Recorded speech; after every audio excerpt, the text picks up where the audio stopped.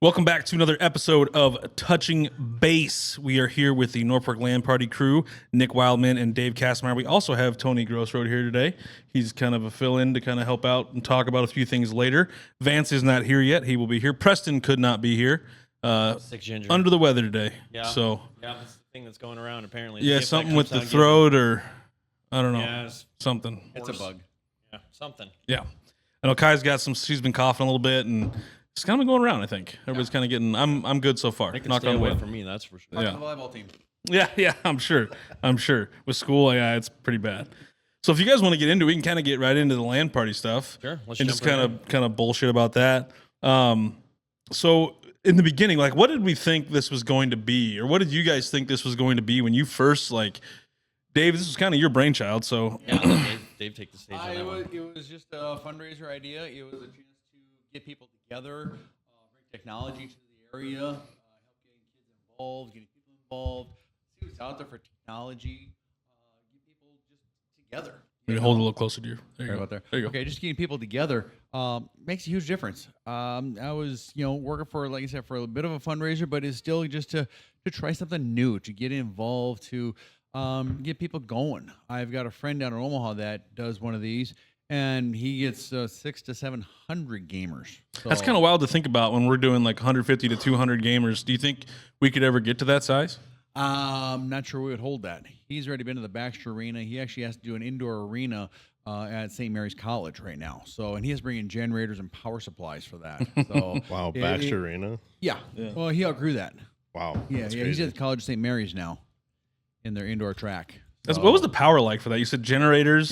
Yeah, they had to bring So like in we extra have those power supplies that we have, or those whatever Right, you we want to do call power those panels. Power panels, But he yeah. actually has to bring in generators for it. Generators to make Yeah, that all happen. And he has probably about, Nick, you've been down there picking him up. He has probably, what, 6 of those power panels that we have? I think he's got a few more than that. He's got a bunch. I was gonna say it almost have to got be a lot. more if we're running Yeah. 2 of those Yeah, things. they've got a storage unit that's just full of switches and networking equipment and those power panels. If I had to guess, there's probably pushing 10 or a little bit more. That could than be. that. He's got a lot. Yeah. So you said it was kind of a fundraiser. Do you see that still the same thing as it is today, or did it kind of evolve into something else? I think it's really evolved to the point of getting younger kids involved, getting not just gaming, but computing in general, networking and everything else. And, just seeing how the different individuals, whether they be kids or kids or young adults and adults, improving on their gaming networking skills. I remember when we first started out with this, we didn't even know how Discord, or some didn't even know how Discord worked. We had to explain that to them, and just to get them all hooked up, and how we've had to do less input on trying to get them going. And even myself, I've learned a lot. And just to see how they grow and to see their eyes sparkle, and you see older adults going like, "Oh, this is kind of cool," and people actually being able to just sit there and network, and they get in their world. They feel comfortable in their comfort zone because it's people they hang with. They're used to this. It becomes their norm. And the one thing that's really involved is people look forward to it because it's a good time. They have fun with it. They met people. We've got people flying in once a year from Pennsylvania. We got people coming from Kansas sometimes, all over. Granted, there's things we would like to do yet with the colleges and getting other computers, and we've gone down that road, and we're not there yet. But I think we're still evolving. That's more of a competitive thing, right? The reason those guys don't want to come is because we're not as competitive of an atmosphere as they're looking for. Is that kind of the problem? I think it's a little bit of the competitiveness, and I think it's a pain in the butt for them to tear all this stuff down. Because when they're in college and they're gaming, they don't have to tear anything down. They go to the computer site and it's all right there. And so they go back to the room. We're here, they got to tear it down. Granted, they put it up, and overnight we've got security that watches it, and so you can go home and rest, relax, whatever you want to do, and then come back next day and game all you want. And people really enjoy that. I can really see that people have figured it out, that it's a lot more fun to do this when you're awake and you don't have to stay up all night, that you can keep on going the next day and have some fun. Definitely. And I know I see it as like a time to tear your stuff down and clean it. Oh yeah, right. Well, it's the best time to do it. Right. Twice So, a year. That's what I do. I think it's a good excuse. Those college gamers got to be getting dusty, and who knows what kind of sticky, pop was dropped. Yeah. Well, what the unique thing is, and I haven't even dropped this on you guys yet. I've had a couple people that have approached me about computer parts. Where to get a fractal cooling system? Can we get that through our LAN party? Do we have connections for that? Do we have a connection for cases? Like a discount code or something. Anything, but no, it's just they want to build their own computers. Yeah. And so they've seen what we've had, and they've heard about what we have, and the prizes that we've given away from Fractal and Game Diaz, and they're trying to see how they get their hands on it. Yeah. And that's brand new. I haven't even talked to you guys about that because they just had in the last 2 days. We've also seen a lot of people go from console to computers because of the LAN party. Oh, totally. Yeah, there's a huge outburst in that for sure. I think the kids really like the customization of it. That's the big thing. They want these big flashy parts and everything like that. And computers can do a hell of a lot more. But if you're on a budget, a console is the best way to go. Yep. And that's how I think all of us started on back in the day. Anyway, computers weren't that big of a thing. There wasn't much computer gaming going on. So we started off with the Nintendos, the Ataris, and here we are now. You gamed a little bit and didn't really. You never got into the PC thing though, did you? No, I never did. But you can make any excuse, life getting in the way. But You were a big Halo guy, right? I was. But you guys talk about computers and stuff. I still remember when I first started out practicing, and my partner then said that Windows would never fly. It takes up too much memory. It'll never work. You have to go DOS commands the whole time. That Windows would never cut it. That it was just too big. And look where we're at now. Oh yeah, everything runs off of it. Yeah. Yeah. What's been like the biggest surprise from running the LAN party that you guys have run into, whether good or bad? We had 2 fires. Besides the fires, yeah. I mean, it's not a LAN party if you don't have a fire. I'm not entirely sure. What I like the most is, I think when we started our first one, we were about 60 people, right? 42. Okay, yeah. So now we're double that, almost 2.5 times that, and we're basically at a constant 100 at least. This last one I think was our second largest, but to be able to have that sort of a turnout for a population of 25,000, we're not doing bad when you compare those numbers to Omaha. Granted, Omaha's numbers for the Baxter Arena or College of St. Mary's, those seats are limited. They can only fit so many people in there, but you're looking at let's call it 750,000 with suburbs and everything like that down in that area. They're getting 600 to 700 people, whereas we're still less than 30,000 people in this town, and we're bringing it on. Yeah, we just got to remember we got the small communities around us too, that a lot of those come too. So that helps us out a lot. And I think that's been helping them a lot too. Just on some of the high schools and everything else, where they're gaming and they bring their school teams or just individually, they're getting a kick out of it and they're learning. And we're trying different things. We brought in Mario Kart last time, and that was really good. I think that went over really well. We're going to bring it again, and I think that's really fun. And just keeping it fresh and keeping it new, that's part of what our goal has got to be to help this thing grow. We kind of remodeled things a little bit on the way we had our setup this last time, and just kind of keep it fresh. We'll try and get some new lighting in, some different things like that as well. I think one of the things that I really get a kick out of is when you get kids that win a prize and they've been like dying for a keyboard, and they finally get one, and it's just their eyes just glow.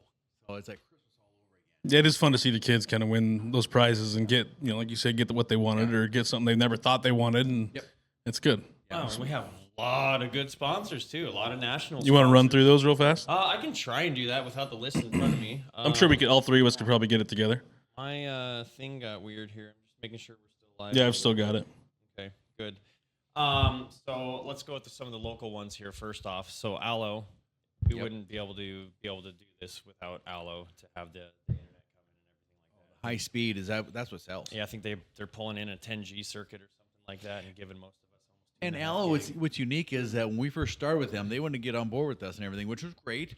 And they had no idea how big we were and what kind of power we ran. And they learned fast. And we had engineers, and they worked well with us to get up to speed. That was huge. They did. They reached out to us via Twitter, by the way.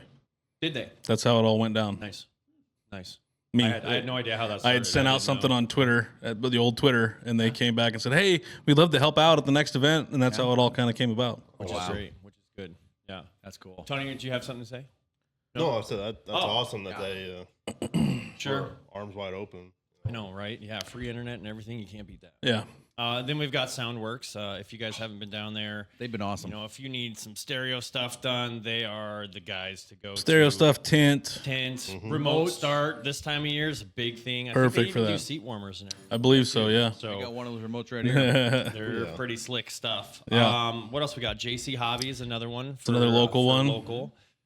District Table and Tap. They've done amazing. Nice little coupons, some pizza there. at Meyer the Tool end. Service. Meyer Tool Service. Yep, that is correct. NCN, US 92. Yep. Yeah. They've Yeah. been great. I'm trying to think who else. We're still trying to get Nucor on board. There's that golden ticket guy. Yeah, I'd say we got that guy, that insurance guy. that weird dude that does the golden ticket stuff. Yeah, we got that one insurance guy. Yeah. We couldn't do it without Zach. Zach has been a great sponsor. You've been awesome. I love doing it. Yeah, and then if you want to go out a little bit further, Omaha area, the employer that I work for, Yes. LTI Solutions, they've been involved the last almost 3 years or so each event, so that's been nice. I can't think of anybody else right now, but if you want to go to national sponsors, we've got Fractal. David was mentioning that earlier. They've got a lot of good stuff. I think they've given us some computer cases, some liquid cooling units. Yep, some headsets. I think that were hot off the line this summer. It was a new product, brand new. and then Game Diaz is probably one of our biggest national sponsors. Yeah. They've come through every time. Yeah, they've They've just been- blown it out of the water every Yeah. time. Whether it's a surplus of mice or mouse pads or whatever, they've done us pretty Oh, well. yeah. So Those things wear out. Yeah. Couldn't do without the sponsors. no, So- definitely not. Definitely yes. not. What's like a funniest early mistake that happened? Maybe the first year, besides the fires. Besides the fires. Was there ever like something that came up that you weren't I expecting? remember that first one. We did 26 hours straight. Oh, that God. kicked our ass. Yeah. I wouldn't be opposed to doing it again. Oh, I would. we have to get a consensus on that one. I remember getting out with that one and going like, I'm just gonna poke my eyeballs out because I just can't do this anymore. I No couldn't way. do it either, and that was how many years ago. Yeah. I definitely was- couldn't do it now. That would have been the 2020 winter event. So that's back in January. Joe Abler was there, rest his soul. Yeah. He was snoring up a storm. He's like, because we're going all night long. Right. And it was like, we had, I think Madden football Here's was the the rest one of that our started like party. at 3 o'clock. Right. And we had like 2 or 3 guys on it. That was it. Right. Oh, man. Yeah, that's pretty wild. And one of the biggest things, I remember you and I talking about this, Nick, was, we got a great setup for this. We just need more people to get the tournaments working, and we're getting them now. And that's huge. Yep. That makes a big difference. Got a lot of good Yeah. people. Yeah, Definitely. And Get over here. we couldn't do it without you guys, without Zach and you and Preston. You guys, you're the brain drain. Because, We try. well, what was funny is that when I first started this, Travis told me, he goes, you got tournaments and everything else, but you got to get somebody in computers, some gamers, and that's how I ran across you when you were with Stealth Communications, and I just worked from you. And Travis was 100% correct. Could not do it without you guys because I would be lost. Yeah. I'd be dead in the water. Where was like the first moment that it felt real, that it was a real event that you guys were putting on or were putting on? That it wasn't just a fundraiser or it wasn't just a. I think we were down in Dalco, probably about the second or third time we got to Dalco. Probably when we hit 100 gamers. Oh, that summer and that, I think That big I summer think we that had might have the- been when Wayne State had come out and they had their team kind of And come UNL down. came up. That's right. Yeah, that UNL was pretty came up. We competitive. thought we were just popping then. Yeah. So that was kind of the it's real moment for Yeah. everybody. Yeah. Yeah. We haven't quite hit those numbers since, have we? No, but we have some good signups already right Do we? now, and we're still a little more than a month out. So hopefully, maybe we can hit that 120, That'd be 130 huge. mark. That would be freaking awesome. Yeah. So Let's do some myths versus reality. A lot of people think just gamers are just nerds in a basement, and we see that sometimes that is the case. But for the most part, it's just your average, everyday people that just enjoy gaming. Isn't that what you guys see there at the LAN party? I mean, it's diverse. I mean, they're all over the place. There's people that are out there that are gaming that you wouldn't even think are gamers. I have that stereotype with me with being in the whole IT scene.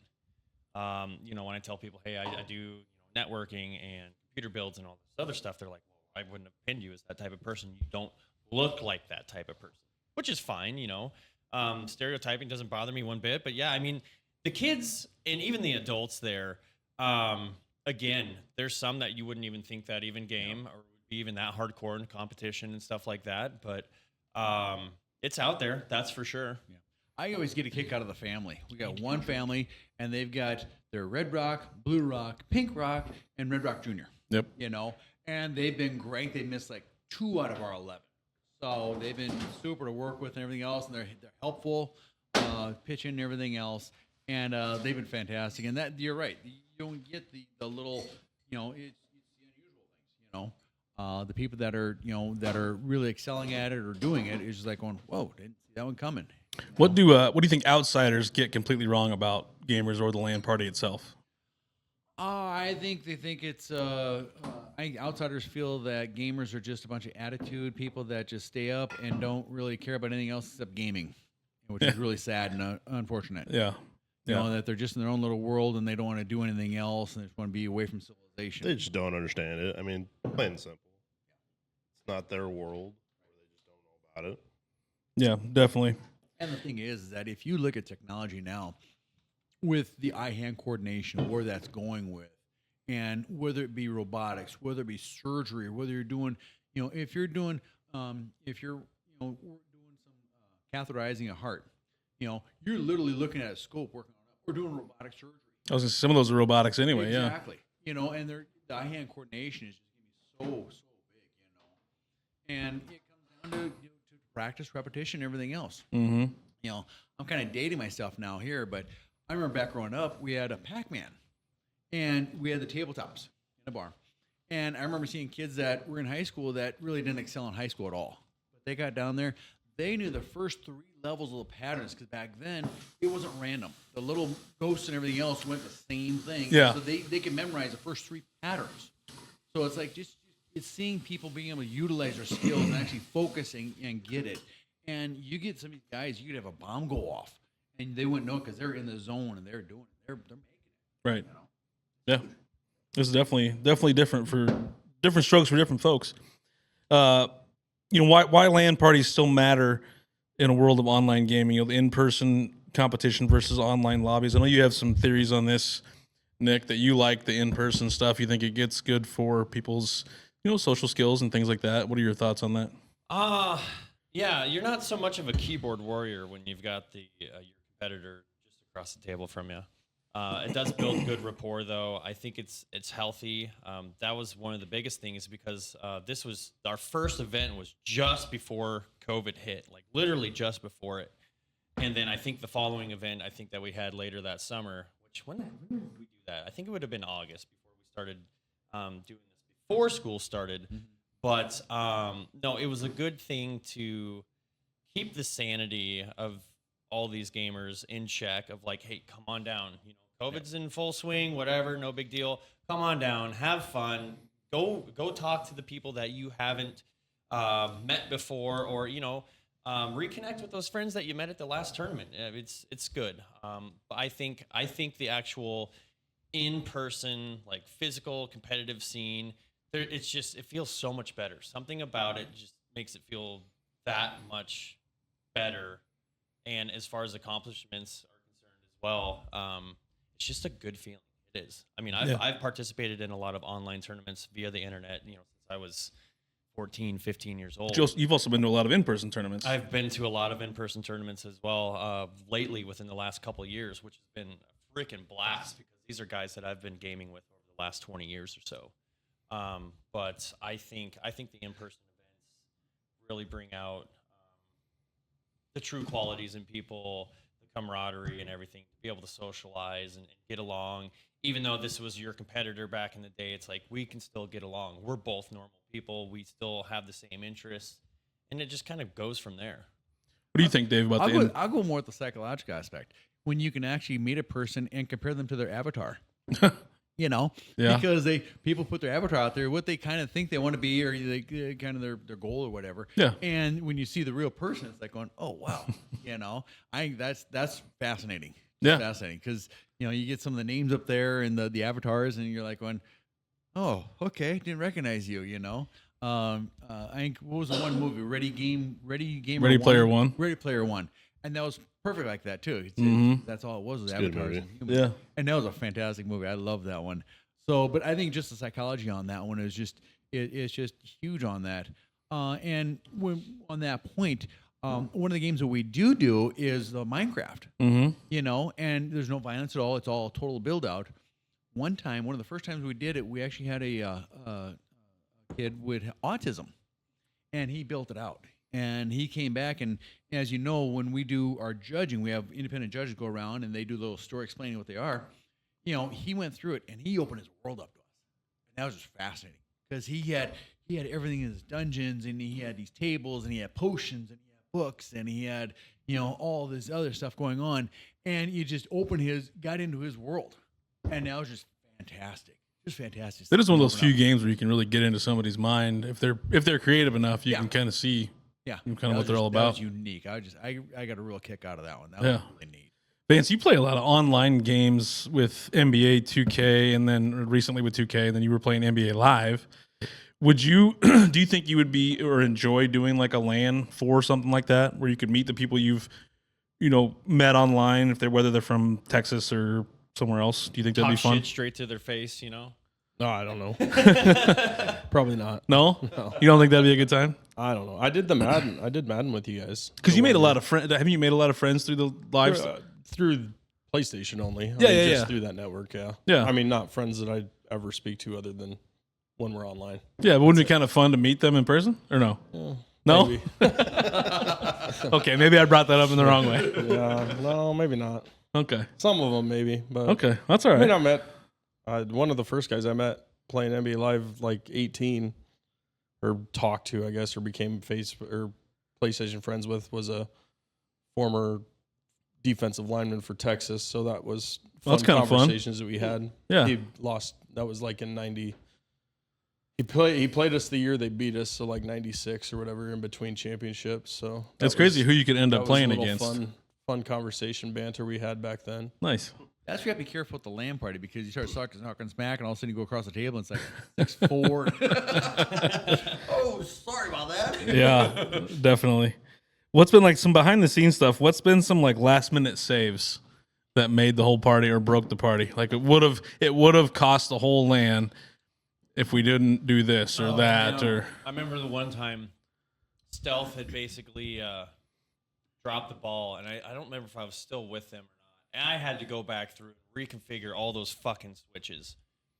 They had donated some to us or had left them there. I don't remember what happened, but the configs were all wiped on them, and luckily I still had somewhat of a baseline config because this is old, prehistoric.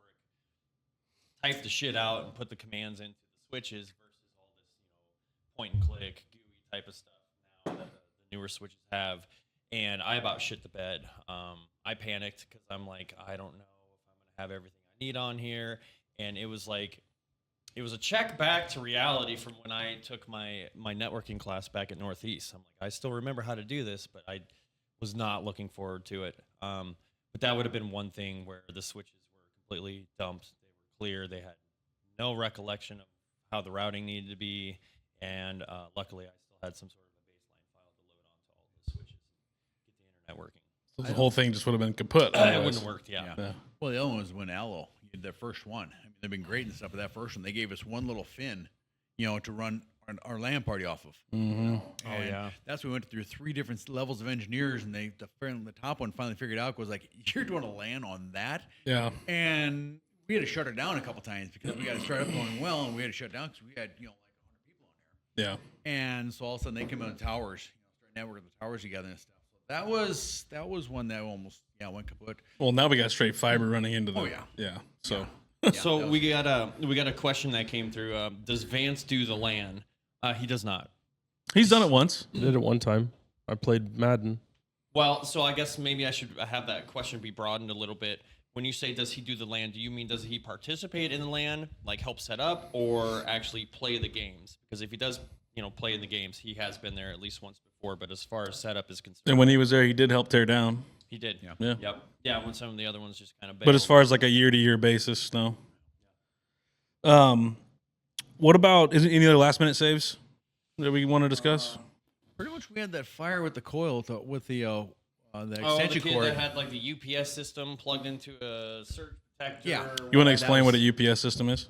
So that would be an uninterrupted power supply. Basically a lot of us, I should be using one. I keep telling myself I need to get one, but I don't.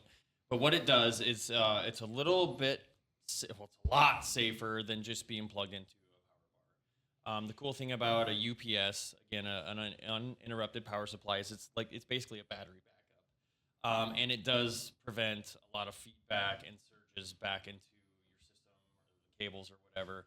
But the cool thing about it is if you lose power in the event of like a thunderstorm or whatever it may be, like out here, for whatever reason, every couple months the power flickers, and then you lose power. Anyway, this will save your system from getting the potential of getting fried. Crashed.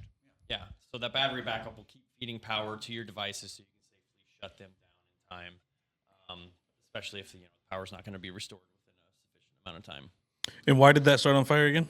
Well, that one didn't, but it shut us down because it was backfeeding back into the system. Oh, so that wasn't And a fire. It was kicking us out. So That was a different one. So we have our 5 or 6 outlet power bars. He had that uninterrupted power supply plugged into one outlet, and then all of his shit was plugged into that UPS. Oh, well, that's why. So yeah. he was overloading the Got one it. outlet versus just plugging it to an extension, bypassing that Yeah. surge protection. Got it. Yeah. And so Yeah. it just shit the bed. But then also on top of that, whatever extension cord that we had going to that table was coiled. still all wrapped up. Oh, and that melted. Yeah. We had a Got 50-foot cord that was only going 10 feet. We just left it all coiled Mm-hmm. up. And we found out that gets hot, and we're pulling a lot of power. And that's what people don't realize is that does take power. Yeah. And that's why people are amazed. They come back and they see the power supply that we have, and or the 3-phase that we run off that 110 or that 100 amp breaker and stuff. We got 2 of them bad boys going. Mm-hmm. That's huge. What about some more behind the scenes? Is there what about stuff that attendees never see? Something that how the LAN party gets done that maybe is important to us that they never get to see. Oh God, setting up what Preston does, setting up all the tournaments and stuff like that. That's huge. And then just the organizing it and getting that all lined up. The setups, getting it all set up. I mean, we've got it down to an art right now. I mean, it goes pretty smooth anymore. But at the beginning, it was, it was taxing. But that's what they don't see, that it gets smooth. Everybody has their job. Everybody knows what they're doing. But I think, and what you guys do for troubleshooting and stuff is what they don't see either. And someone comes up and says, I can't get on right now, and they don't realize that just jacks everybody. I can't use this PlayStation controller on my fucking Xbox. Yeah. God. Yeah. Yeah. Yeah, we get things like that. Like it's stuff like that. Yeah. Or I got to download this game. I know it'll be done in less than 5 minutes, and we got 30 people waiting. Yeah. Yeah. Yep. Yeah. Another question came through. How many do we have signed up so far? We're just about 40 with 3 of those reserved. It's pretty good a month out. That's not too bad for being a month out.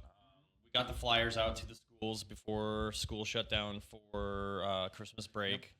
But I think we hit a couple other extra businesses so far this time around as well that I hope is helping. But the best thing that you guys can do is actually, if you see anything come through the Norfolk LAN Party page, you see anything on Twitter, Instagram, whatever it may be, TikTok. share it out.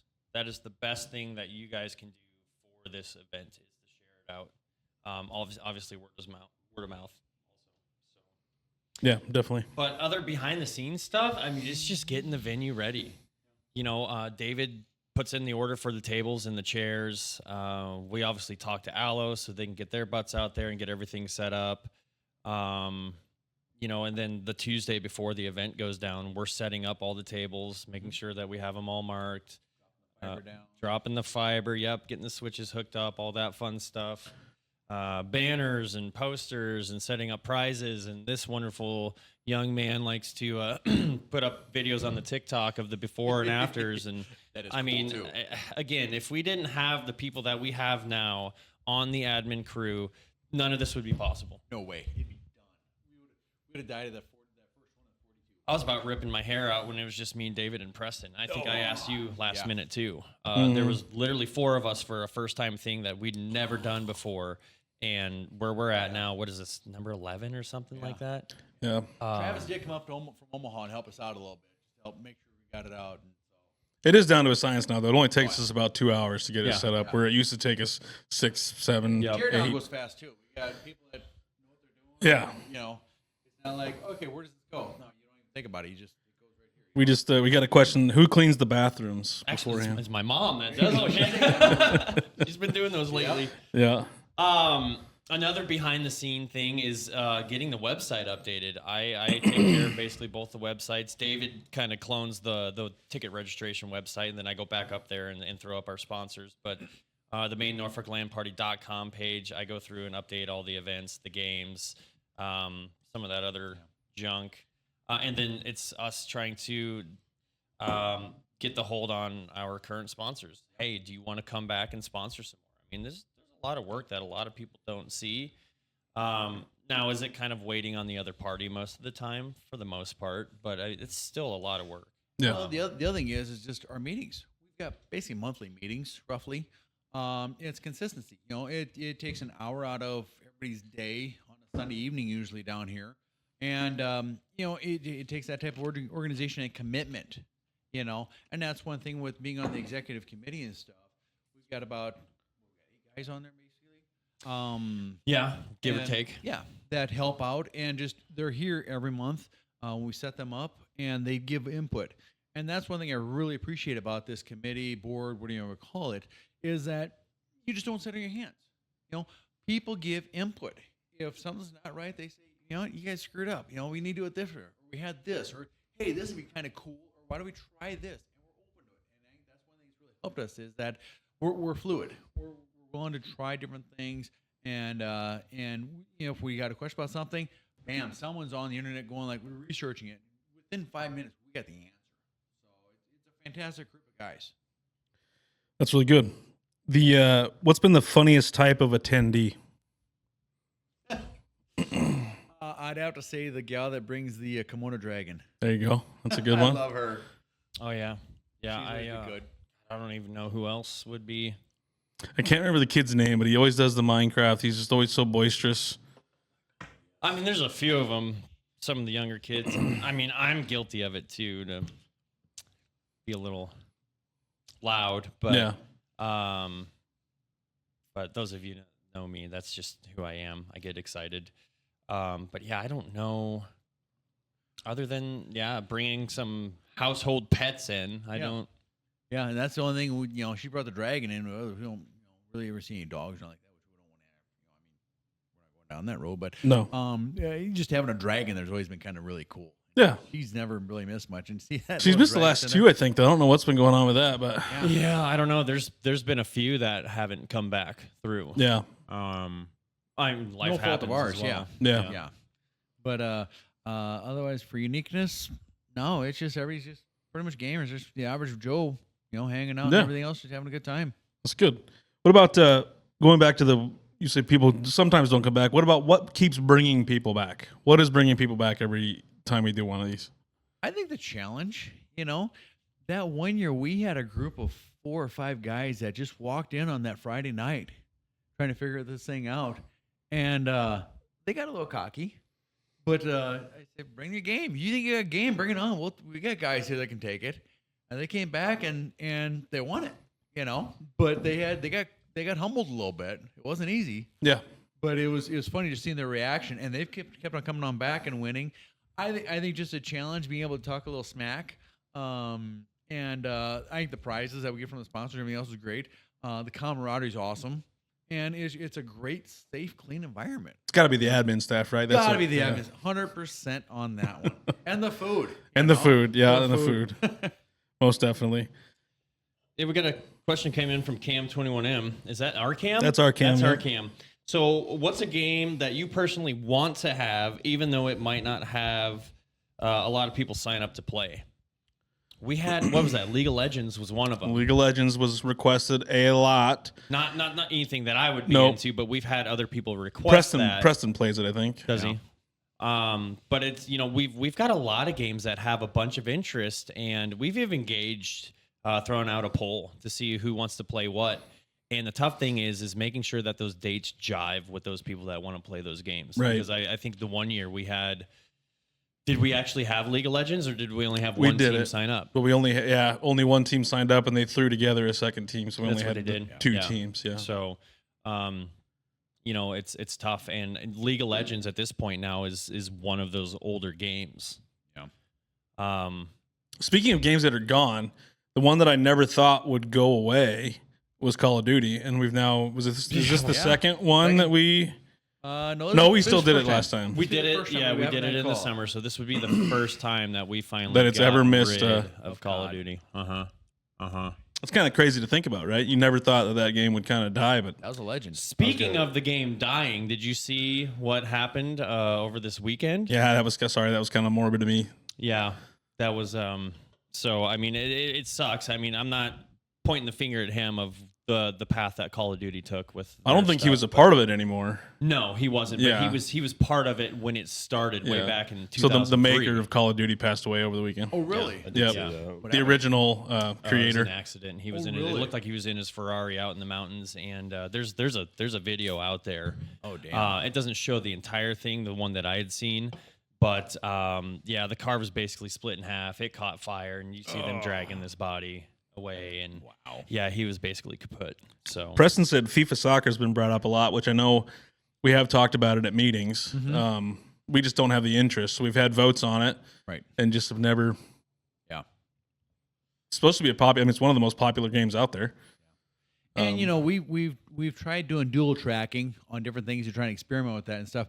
And the problem we run into is that when you dual track, you can't play both games at one time. And so you get a competitive one going on this side, and on the other track, you're trying to get on that one, and you can't judge it that way and stuff. But we try and do different things on that order. And even when we're lining these games up, we look at what type of game are we playing on X, Y, or Z game as compared to A, B, or C. You know, so we don't cross over. We do try and do a dual track.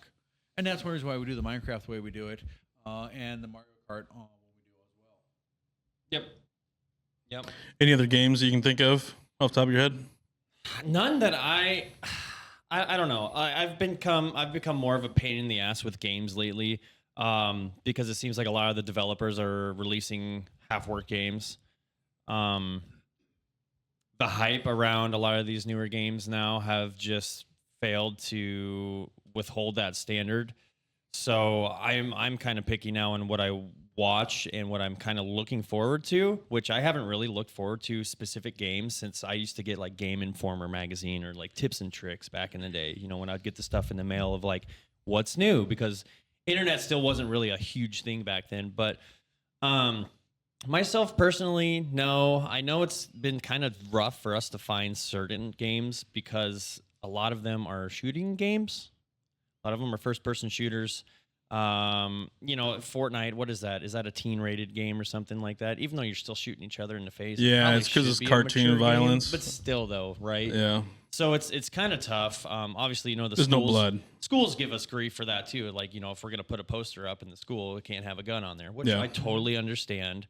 But there's still kids out there in those age groups playing the games they probably shouldn't be playing. Because I can tell There you is this. guns in the history books. For me to want to go rent Mortal Just saying. Kombat, as a teenager, Yeah. or even like preteen. Well, that was just at the arcade. You could go put a quarter in. Anybody Yeah, could play but it. I know my mom wasn't particularly proud of me wanting to rent that game because there's blood in it and Yeah, everything. yeah, and it yeah. promotes violence. But no, I don't know. We've tried our fair share of games. Halo took a dump. Sounds like they're actually remaking something with that, but maybe we'll see a comeback on that. Maybe we'll see a comeback on Call of Duty again. I can tell you this: I probably haven't touched Call of Duty in the last 6 weeks or so, Which is That- crazy because you are through and through Call of Duty that's guy. what I grew up with. Yeah, I played that game for roughly 22 years since it was born. Weaver Abel said he personally would enjoy seeing some kind of a racing game, and we have talked about that because I know Cam and Preston both have a sim setup. Oh yeah. So I mean, I wouldn't be opposed to having some sort of like NASCAR game because I know I don't know if they still. I'm pretty sure they're still coming out with those. yeah, But yeah, it would just be kind of like hot laps maybe or something or like that. Or, we throw a group of 16 or 20 people in there and just race each other on Daytona, 20 laps. Yeah. See what you got. Yeah, we could do that like we do with Mario Kart. That might be a Saturday afternoon type thing that, we got a little area that, we just open up and throw it out there for anybody to join on and stuff. Rushed it. We have Mario Kart. What's good enough? I'd be a little out of practice, but I enjoyed Mario Kart. Mario Kart's I fun. really loved that. I don't play Mario Kart. I play Mario Kart. I was gonna say, yeah, you play Mario Kart. Yeah, The Mario twins. you can't Yeah. drink and drive, but you have to finish your beer before the race is over. yeah. Mario Kart, though, I was impressed with that one. They had a lot of fun with that one. And Yeah. They had, 3-time, laps and everything else and stuff. And it went well. Yeah, I'm glad we're bringing it back again and stuff. It's not for the golden ticket, But it's got some great prizes that are associated with it. Yeah, I mean, if we get more people, we can maybe think about putting it towards the golden ticket. But we could if yeah. it takes off. what's been like the most intense moment, whether it's a gaming moment or something leading up to the event? Most intense moment from any of the lands. I have mine, which was the first. Was it the first or the last Overwatch? Like the last. The second to last. I think it was the second to last time we had Overwatch, where it was just when Dylan was still playing, and we went like Dylan? 37 rounds. It was a long time. Oh yeah, I remember that. I remember it was back and forth. You guys were. It was Like everything was tore down, and we were still playing. Yeah. Uh-huh. Well, yeah, we tore down. We stopped. Yeah. We paused the game and Yep. we tore things down as much as we could and left you continue. We did Yep. the prizes. Yep. And then we left you guys keep on going. Yep. That was the most intense moment for me, but I was a part of it. So. Sure. Gosh, I don't know as far as intense moments for myself. Besides some of those games, there was one year. What the hell was it?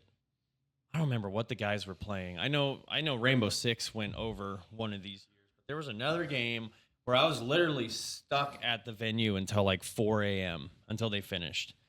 And then went back home and tried to fall asleep within an hour and maybe got 2.5 hours of sleep and had to get my ass right back to the venue.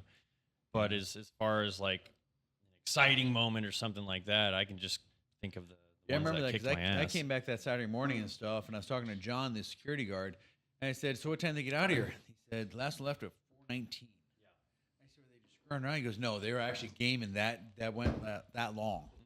Wow. Stand up 2. Yeah, that was a wild one. But Not really any other intense moments. People kind of keep it pretty. yeah, We haven't had any fights. We haven't had any. No. Not yet. My intense one was probably just starting the first one at Alco. Yeah. You know, just a lot of unknowns. Yeah. And just trying to get things lined up and doing the food, the tables, and the lighting, and the whole 9 yards. Yeah. Trophies and all that. So that was probably right in there.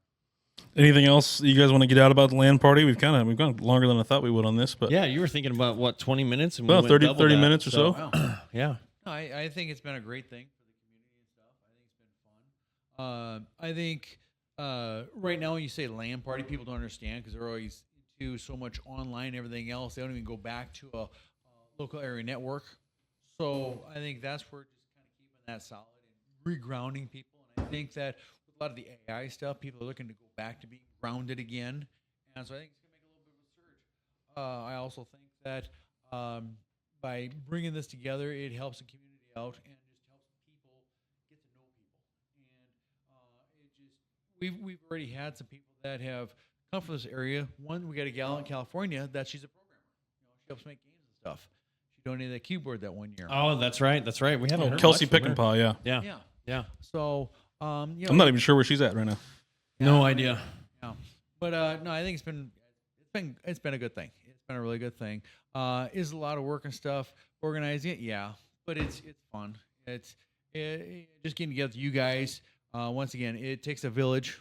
You know, we couldn't do it without our board and everything else, and the gamers. And now we're seeing more and more games up to 40 already. That's my biggest sweat. Is are we gonna have this? We gonna show up? Anybody sign up for this thing? Mm-hmm. And so knowing that we got 40 already, and once we hit like 80, I'm like, this is awesome. This is good. Yeah, 80 is a good number.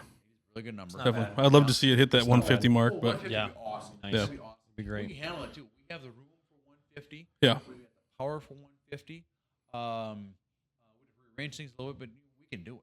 This one's just the tough one, right? Because we're like right in like the first jaunt of winter. We're in the thick of it, You yeah. never know. Well, I remember Barry, and when he'd bring his boy down. Yeah, it was a whiteout they drove the one year. Yeah. Yeah, I'm surprised they even dealt with that bullshit. But that's the tough thing of this event is because you never know what the hell the weather's going to do. Mm-hmm. But I think that's probably why our summer event's probably the largest. Yeah. It's we're doing it at the right time just before school. Not a lot of people are taking those vacations, but yeah, I would love to see that 150 mark. Yeah. It'd be great. The other thing is we're setting a precedence. Right? We're getting more consistent on when we're having them. In the summer, it's the first weekend in August, basically. The winter one, it's in between the AFC NFC championships and the Super Bowl. You got that Pro Bowl week, whatever. It's a real stupid flag football game, whatever. And what better way to do something like that is to do this. And we've already we got the big screen. We shoot different games up on there and stuff. We watch people up there. We put the Olympics up there. Remember at one point in time, we put Husker basketball up there. So it's just not just a mind-numbing thing that you're staring at your computer the whole time. We're still doing other things, and there's other games we can come up with, and just talking to people and see how they're going. Yeah. I did notice the one time I went that a lot of people were gaming the whole time. They were just online gaming with other people. The whole time, yeah. Yeah, just never left their computer and stayed and did that.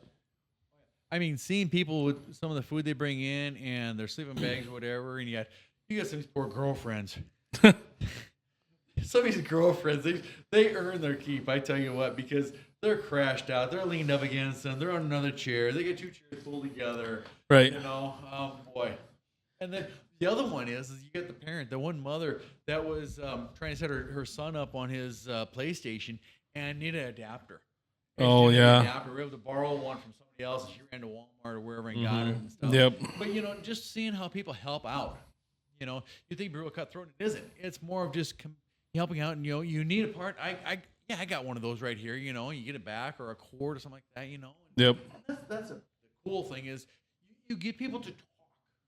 Oh, You yeah. get to communicate and actually yeah. laugh and have fun, and things like that. Yep. It's good for everybody. Somebody asked, what about a competition for best build on a PC or prettiest looking with some kind of small prize? Well, It's not a bad Not idea. a bad idea. I've actually, I can tell you this, guys, but if we had a standard computer and you'd have like 4 of them out there and have a race, we could put it together and charge it up and see how it works. It's got to work. Be kind of interesting. Yeah. There'd have to be some sort of an intermission if we did that or something. Right. But I'm just saying that'd be something that we could brainchild a little bit and bring up in our meetings. Yeah. So that'd be something that we'd think of, just something a little different. Definitely. It'd be something fun. Yeah, For sure. It would have to be unbiased, right? Us admins wouldn't be able to participate. No, in that wouldn't be fair. No. But yeah, we would if we did something like that, as far as like a pretty build or something. It would have to be for the actual registrants, and us admins kinda would wanna- go out there and look at it. Split it up between ages though too. You would have beginners to. part. Yeah. Because obviously your first one, your beginner computer's not going to be. It's not going to be Generally, flashy. it's not going to be everybody's. Yeah. Your final rendition of a computer because you're just first getting into it. Yeah, Which I'm not a computer. I'm a console guy, so it doesn't matter. Yeah. You're liquid cool, tricolored fans. Right.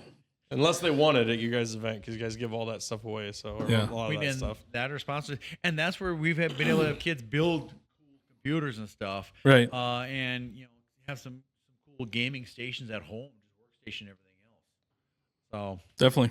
it's huge. Anything else? That's about all I got. Just got to keep on keeping on. Keep it fresh, keep it real. Okay. Yeah, keep an eye on the Facebook page. Watch out on, I don't know if we post on Twitter or not, but I know we post on Instagram. We post on TikTok, Norfolk LAN Party, and our website's norfolklanparty.com. Make sure you hit the TikTok up. Yeah. Yep. David and I will be doing a radio interview here in the next couple weeks. weeks, I think, something 4 like weeks, that. So tune in to NCN and all those good stations, what WJAG, I believe. And Yep. yeah, just keep an eye out for those flyers that we've got all around town. They're and posted we're- all over the We're place. always open to recommendations, thoughts, ideas.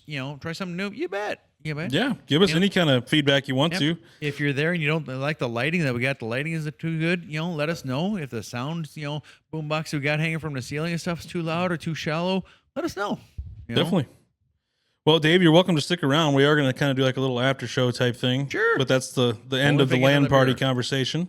But I hope you guys will stick around, kind of hang out. We're kind of just going to spitball a little bit. Vance and I've always wanted to kind of do just a random, let's have a few drinks and talk about whatever, haven't we?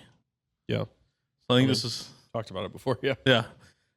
So we thought this might be a good day to do it. I think it was a drunken evening. We sat here It was a and bad decision. Yeah. When was it? Maybe a week and a Literally, half ago? as I was showering tonight, I was like, "It's those damn Dukes." I blamed Roggy. David Rogge this is is his Rogge's fault. It's his I fault. went for his birthday party, and then we came back here. We for met some up here reason. with Preston yeah, and the Nick day- and 2 Tony. days before Christmas. Let's do it. I No think you problem. even picked the date. I know. I think It was me. Nick Yeah, It was you that picked the day. And I looked It at was my me. calendar. I was like, I don't think I have anything going on. Sure, was a sounds late night. good. You know David Rogge? Yeah. Oh, yeah. We've known him. I graduated the same year as David. So Oh, really? I've known 'Cause him. he went to Catholic. He did I go to knew him Catholic, in- yeah. I knew him in CCD at like, I probably met him in 2nd or 3rd grade, probably. Gotcha. So for all of you that were here for the LAN party stuff, it'd be cool if you stuck around, ask us some questions. We'll be talking.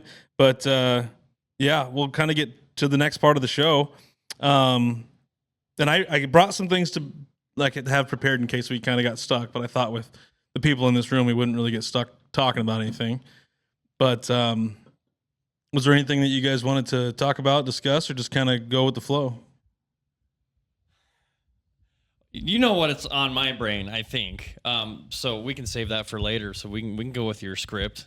We don't have to go with the script. We'll take go a with while. your script. The whole point was just kind of Go with what's on yeah. your brain. I don't know what's on just your wanted brain to right make now. sure that we had a script in case her down. something went. Yeah. I mean, I was going to talk about the Bears-Packers game. Oh, No, I'm fucking around. I think it's time for me to grab a know drink. I know it's still it's a sore subject. Sorry, Vance. I just don't know how they did it for. I all these don't know years. how you I don't- fucking I don't know called how that to- out. I don't know how to lose. I don't. It's know. okay. I'm not seasoned like a Bears fan. Come on, you know how to lose. You're a Husker fan. The Bears have beat the Packers 5 times in the last 30 games, other than the last one. So I'm not used to this. Sure. So sure. we're just gonna leave that there. Yeah. I don't know how to I don't know how to lose to the Bears. It's just I don't know. I don't know how. Especially in overtime. I just don't. The Yeah. new age. Yeah, that was definitely different. But other than Tony, do you have anything that you want to off the top of the dome? No, I know you. You've been pretty quiet so far. You've been very quiet. I'm just here so I don't get fined. Okay. So there's a little bit of dead space here, so we might have to wait for Zach to kind of whip it out here on his little phone here. But David, just thought a side note: business is going well with Not bad chiropractic and everything else. I just got back from Boston. I was there for the Boston. I was there for the Congress of Chiropractic State Associations, which basically we had each state has its own association for chiropractic, and this is like the umbrella group over it that helps direct it, guide it, lead it, and So this is people from across the country. Across then. the country. So how many individuals or practitioners, whatever you want to call them, how many were there? Do you we had think? about 250. It's all leadership. This is all leadership. Wow. It's on research and everything else. I actually had a gal from New Zealand that was there. She does a lot of brain reading. So it became more of an international type of meeting. Then Well, at that she point is, but because this is of her. more. This is more just states and everything else, and it's different states that are helping out other states. We have a lot of roundtable discussions, spitballing different things, kind of like we do here. You know, it's like, okay, you got this issue going on in your state. What do you guys? Anybody else ever seen this or heard this? And California might say, "You bet. Here's how you do this," or Florida says, "Oh yeah, we've been doing this, and this works out really well." And so it really works out to really bring the camaraderie together and help it out. I'm a past president of it. And so actually that's where some of the stuff that I actually do with the games and everything else, I picked up on from that. Gotcha. So, Nice. yeah, I've been going to them since probably 02, I think it was my first one. But the nice thing about those, they go all over the place. We've been to Hawaii, Boston. That'd be a nice one this time of year. Denver. Yeah, I was, that'd be a good one. I'll Yeah, take that trip. You know, What do you mean? It's Brings nicer people outside I than mean, in it's going to be Hawaii right 60 now. degrees on Christmas. So. which is kind of wild. David, we got one question here for you, really quick. The question is if you're working tomorrow or not. Until noon. Okay, Till you heard noon. it. Till noon. Here in So, Norfolk. I'm not going down to West Point this week. okay, good for you. Yeah, that'd be a bit of a pain, especially on Christmas Eve. Yeah, So, yeah. Going back to I couldn't really defend myself when we were talking. back to the Bears Packers. But we lose a lot. So I am. I mean, The teams that I've enjoyed over the last, well, I don't know, 20 years of my life, we don't win. The Huskers don't really win. Bears don't really win. I was a Bulls fan. They don't really win much anymore. So it's been pretty easy to be a loser. I mean, my So grandfather's I'm a not Bears used. fan. I don't know how to think about what's going on this year. So that's just what I'm kind of the opposite. I was a Lakers fan under Kobe. Yeah, you're. I was a Packers fan. Yeah. Had 2 Hall of Fame quarterbacks for 30 years. Just give him Yeah. that, Vance. Just give him that. I was Yeah. a Duke fan. Now I'm Right. a Nebraska ball fan, and Nebraska ball's killing it. So now, yeah. But I mean, I was feel always you. a Nebraska ball fan, but not. Like the Bears thing, I know that they've had quite the losing streak over the last, Oh, yeah. at least 15, Yeah, 20 especially to years the or so. Packers. Because my grandfather is a big Bears fan, and he's from Chicago. My mom's side of the family, her mom and dad, came here from Chicago. So I went to school in Chicago. nice. So yeah, that was Walter Payton days and the Mecca Jordan days. That's So when you were Chicago in was on fire. perfect time Oh, for it was that. Great. Blackhawks were on fire too. To get an athletic sports ticket for the pros in Chicago when I was going to school out there was impossible. I'm sure. That doesn't surprise me whatsoever.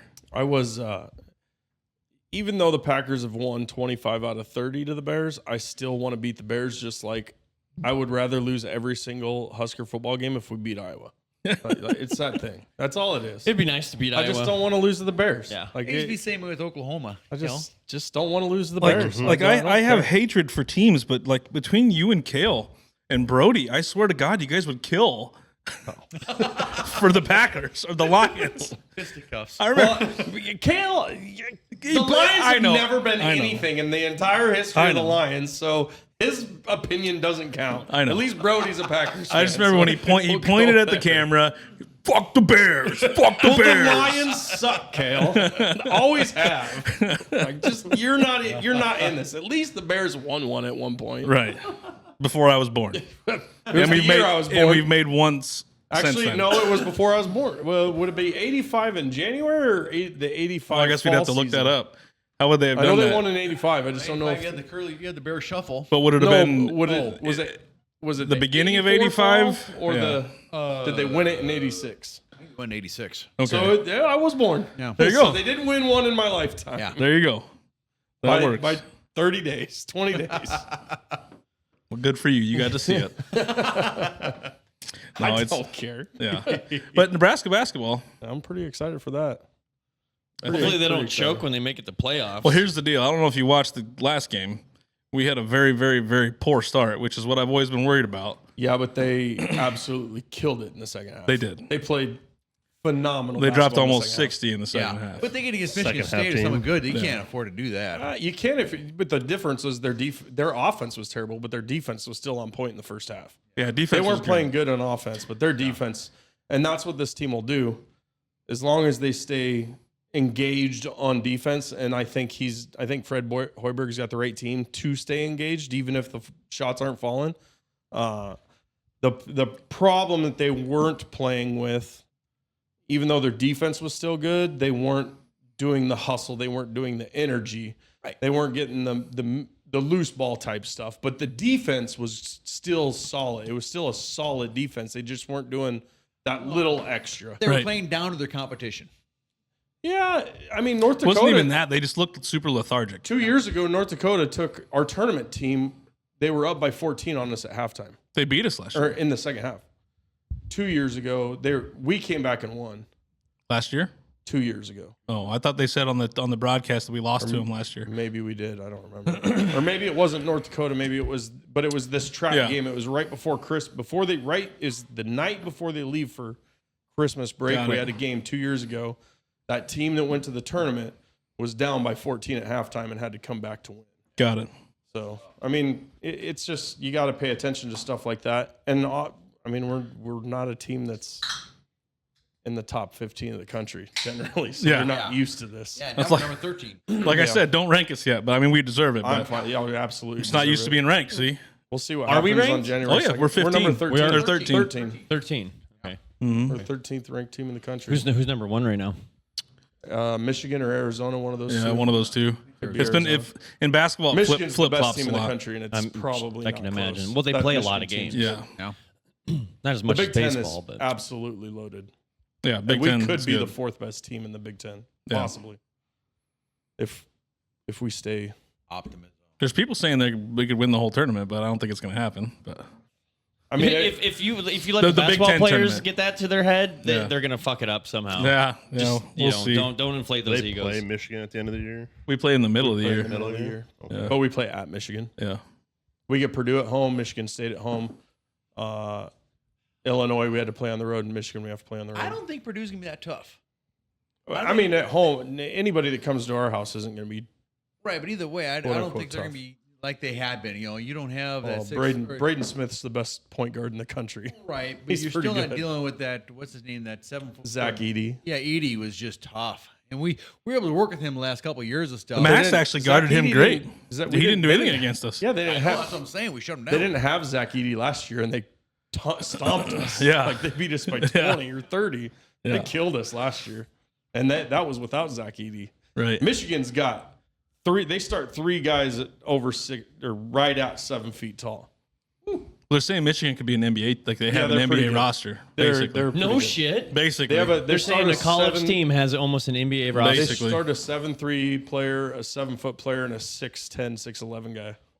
I'd like to see a And they collegiate run team the go against floor. an NBA They're team. That'd crazy. be cool. But that'll be interesting though, because I heard that there's actually a Chicago law firm that's looking into all the things that are going on in Michigan that they've had go on with the coaches, football, and everything. Yeah, with the else, and athletic they're gonna- department. Yeah, they're going to dive in the whole thing. I saw that.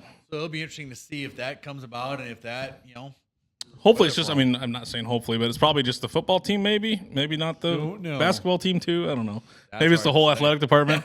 Nothing's going to happen to them, though. It's the NCAA. Yeah. Nothing's going to happen. Yeah. What worst they're going to do is vacate wins after it's over. That means nothing. Turns out they still won the game. Yeah. yeah. Oh, Reggie Bush won the Heisman. Oh, but you're going to take his Heisman trophy away.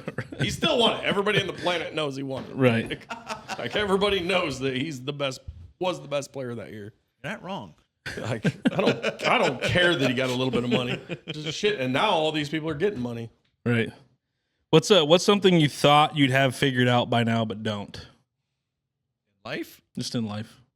Like, what's something Or you you thought at look this at me? age? No, I mean, I'm looking at everybody. I've thought about everything. So Like, what's something you thought you'd have figured out by now? You look back at your old self, maybe in your 20s. Maybe by 40, I'll have this figured out. Healthcare.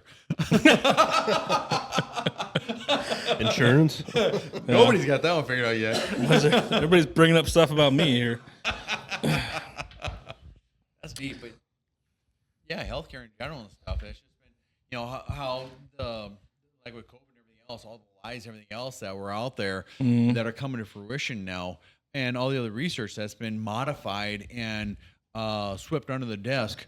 That's actually coming on out, and they're finding out it's like, well, no, that was right the original time, So, I mean, natural health care is getting bigger and bigger. So, you're going to see more and more nutraceuticals coming on out. You're getting in medical schools, you're actually going to start teaching nutrition. What a concept! Jesus. So it'll be interesting to see. They which weren't way teaching that path now? goes. No, not medical. Chiropractic. I guess I didn't realize that. Yeah, naturopathic school. I thought that'd be chiropractic like the schools. basic, like one of the basics of medicine. No, there's no money in it. Oh. A lot of money in pharmaceuticals. Well, So- yeah. fat, unhealthy people are just cash cows. Well, pretty much. Yeah. You're not wrong. it's You're not wrong. You got fat, Ozempic now. unhealthy people with a weak pain tolerance. Well, That want to they're go to an paying- ER for a cold. But the pushing Ozempic and everything else now and stuff. So, Yeah. Well, now there's a pill for them. New Novadisk or Nova, is it Novadisk? That just came out today that they've got a pill for it. There's a few different ones, yeah. And some are supposed to act like GLP-1s and not actually be a GLP-1 and blah, blah, blah. And Yeah. yeah.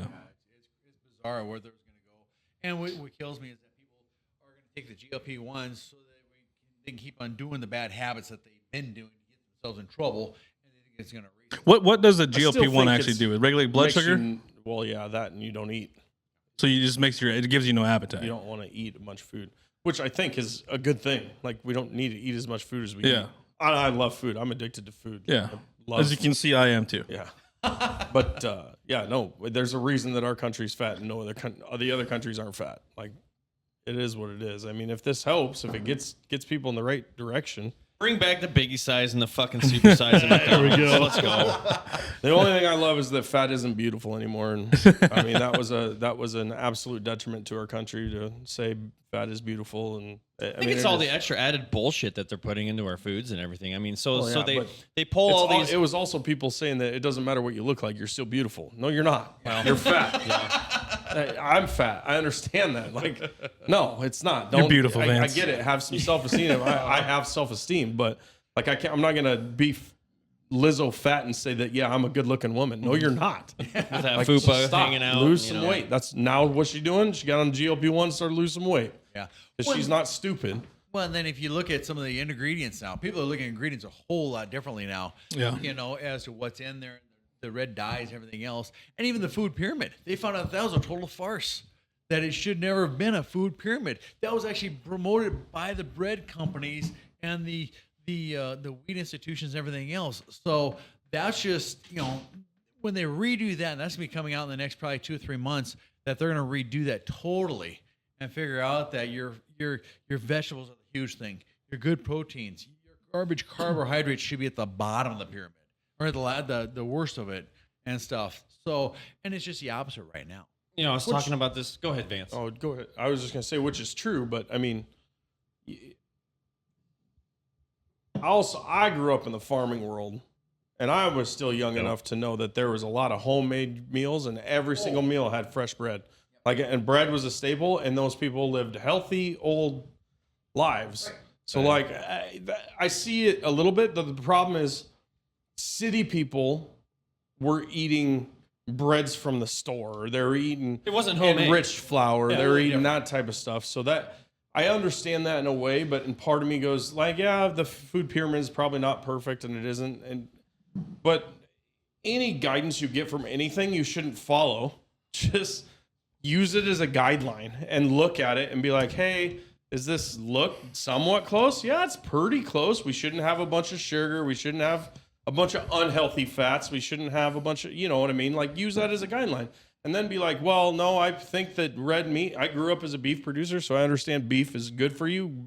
Like, beef. I push beef on everybody. Like, beef, I eat all the meats. I don't really care other than game. I can't stand game. I think it's disgusting and it's gross. But beyond that, like, just kind of use those guidelines and just use your brain. That's kind of the way I look at it. Like, what did they call it? Critical thinking. People need to do a little critical thinking for themselves, but nobody wants to do that. So everybody blames. Yeah, what's My that? brain hurt. Yeah. Well, everybody blames. Oh, this food pyramid screwed us all up. Well, no, you guys just didn't think for yourself. Well, Like, a lot of people are getting misled too because of organic foods. Well, yeah, that- right. I Because it's freak out about that organic, a it's lot. healthier. It's going to cost me more, but it's healthier. And it's like, no. When I think organic, I think, you know, like my mom's place, she's got this garden out back where she's growing her own tomatoes. There's no herbicides, there's no pesticides, none of that fucking bullshit. It's just growing out of the ground. You're watering it, doing whatever you need to do with all that extra added bullshit. That's, to me, that's organic. I don't care if you're getting organic bananas sent into Walmart and these bananas are 3 times the size of a normal average banana. Like, no, you're doing some sort of GMO. You're doing something with that. Like, we don't need these big, awesome tomatoes or cucumbers or oranges and things like that. Just let shit grow naturally. Stop adding all the extra bullshit. I will push back a little bit on GMOs and people whining about herbicides and pesticides. I do understand that they're probably not exactly healthy, but in the economy, in the world we live in now, there is not very many people that are doing any farming. They're not producing cattle. They're not producing the corn, and they're not producing the beans. They're not producing the potatoes. They're not producing all this. You can only do so much. And everybody wants to build these big old houses. Back in the day, everybody was on a house, a little two bedroom, 1 bath house, you know, in a little square house. Now everybody's got big lots. You want to keep moving. You want these acreages. Well, there's only so much land in the United States of America, and you can't have a bunch of weeds. You can't. You can't. Sure. So Yeah. there's something you have to do that has to be said, and then when the input cost or your output cost isn't there, what do? You mean, have to maximize You your obviously land. want a So- high yield, right? Well, you have to maximize your land capability. But most of our corn here and our soybeans are going towards like grain for the most part to Well, feed I understand our that, but- livestock, right? people whine about the pesticides and herbicides that are used on the ground. I spray. That's one of my businesses. I spray pastures. Sure. I understand. We understand as cattle producers. There's a lot of corn and beans in this country, so there isn't very much grassland. So what do you do when there's only X amount of acres of grassland? You can't have weeds because the cattle won't eat the weeds. Well, then go get some goats and get some sheep and get some blah, blah, blah and get all this. Well, I mean, that just doesn't scale. I understand the regenerative farming. It just doesn't scale Yeah. correctly. Right. It comes down to like having like your own garden at your house, right? But then how do you do that? which right? everybody used to have. That's what I mean. Everybody used to do that. Right. You And that's used what I to- mean by organic. used You to know, have stop one buying the shit at cow, the right. supermarket. Grow it one yourself. pig, one chicken, or 3 chicken, whatever. You raised you got your own eggs, you got your own. But Raise that's, your but that's pigs. for us in the Midwest and everything else. You go to the cities and everything else, they don't have anything like that. You know, Yeah. they think You that- can't. Yeah, But and they're think it trying becomes to a grocery govern store. us here is the problem. Oh, exactly. And that's where I because- get a little touchy on. I really do like what RFK Jr. is doing. I'm a big proponent of it. I like it, but he gets into that weeds sometimes where it's like you're pushing a lot of people that have no idea what happens out here to thinking that everybody out here is bad and trying to destroy the environment. And we're really not trying to destroy the environment. I think they forget that this area feeds America. I mean, we literally have somebody on our NRD board that whines about nitrates and phthalates and all this shit in the water, and we can't run our irrigation wells. We can't do this. We can't do that. Well, what do you expect the farmers to do? Eventually, they're not going to be able to make their land payments. They're not going to be able to pay the taxes because your taxes are too high because everybody's got all these safety nets and everything. So the government's just going to own the land. Like so you're telling them they can't do what they got to do to make a good, at least break even. Like you're trying to make it so they can't even break even, and then they have to pay the land taxes, which is on stuff they already own, and it's really difficult, and it's a much harder problem than people are trying to give it credit to.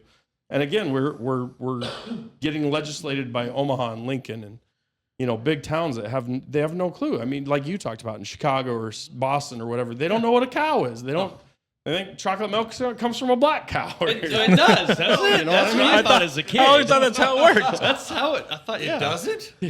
Doesn't strawberry milk come from a pink cow? You know, I wish that's something I would have known. Well, we have nothing for but your red last cows. question. Well, I have one black cow, so I have a chocolate milk cow, and then the rest of our herd is Where's strawberry milk Where's cows. my milk? Are you supposed to be bringing me some milk? We have all strawberry The milk kids are going to be overjoyed now. Oh man.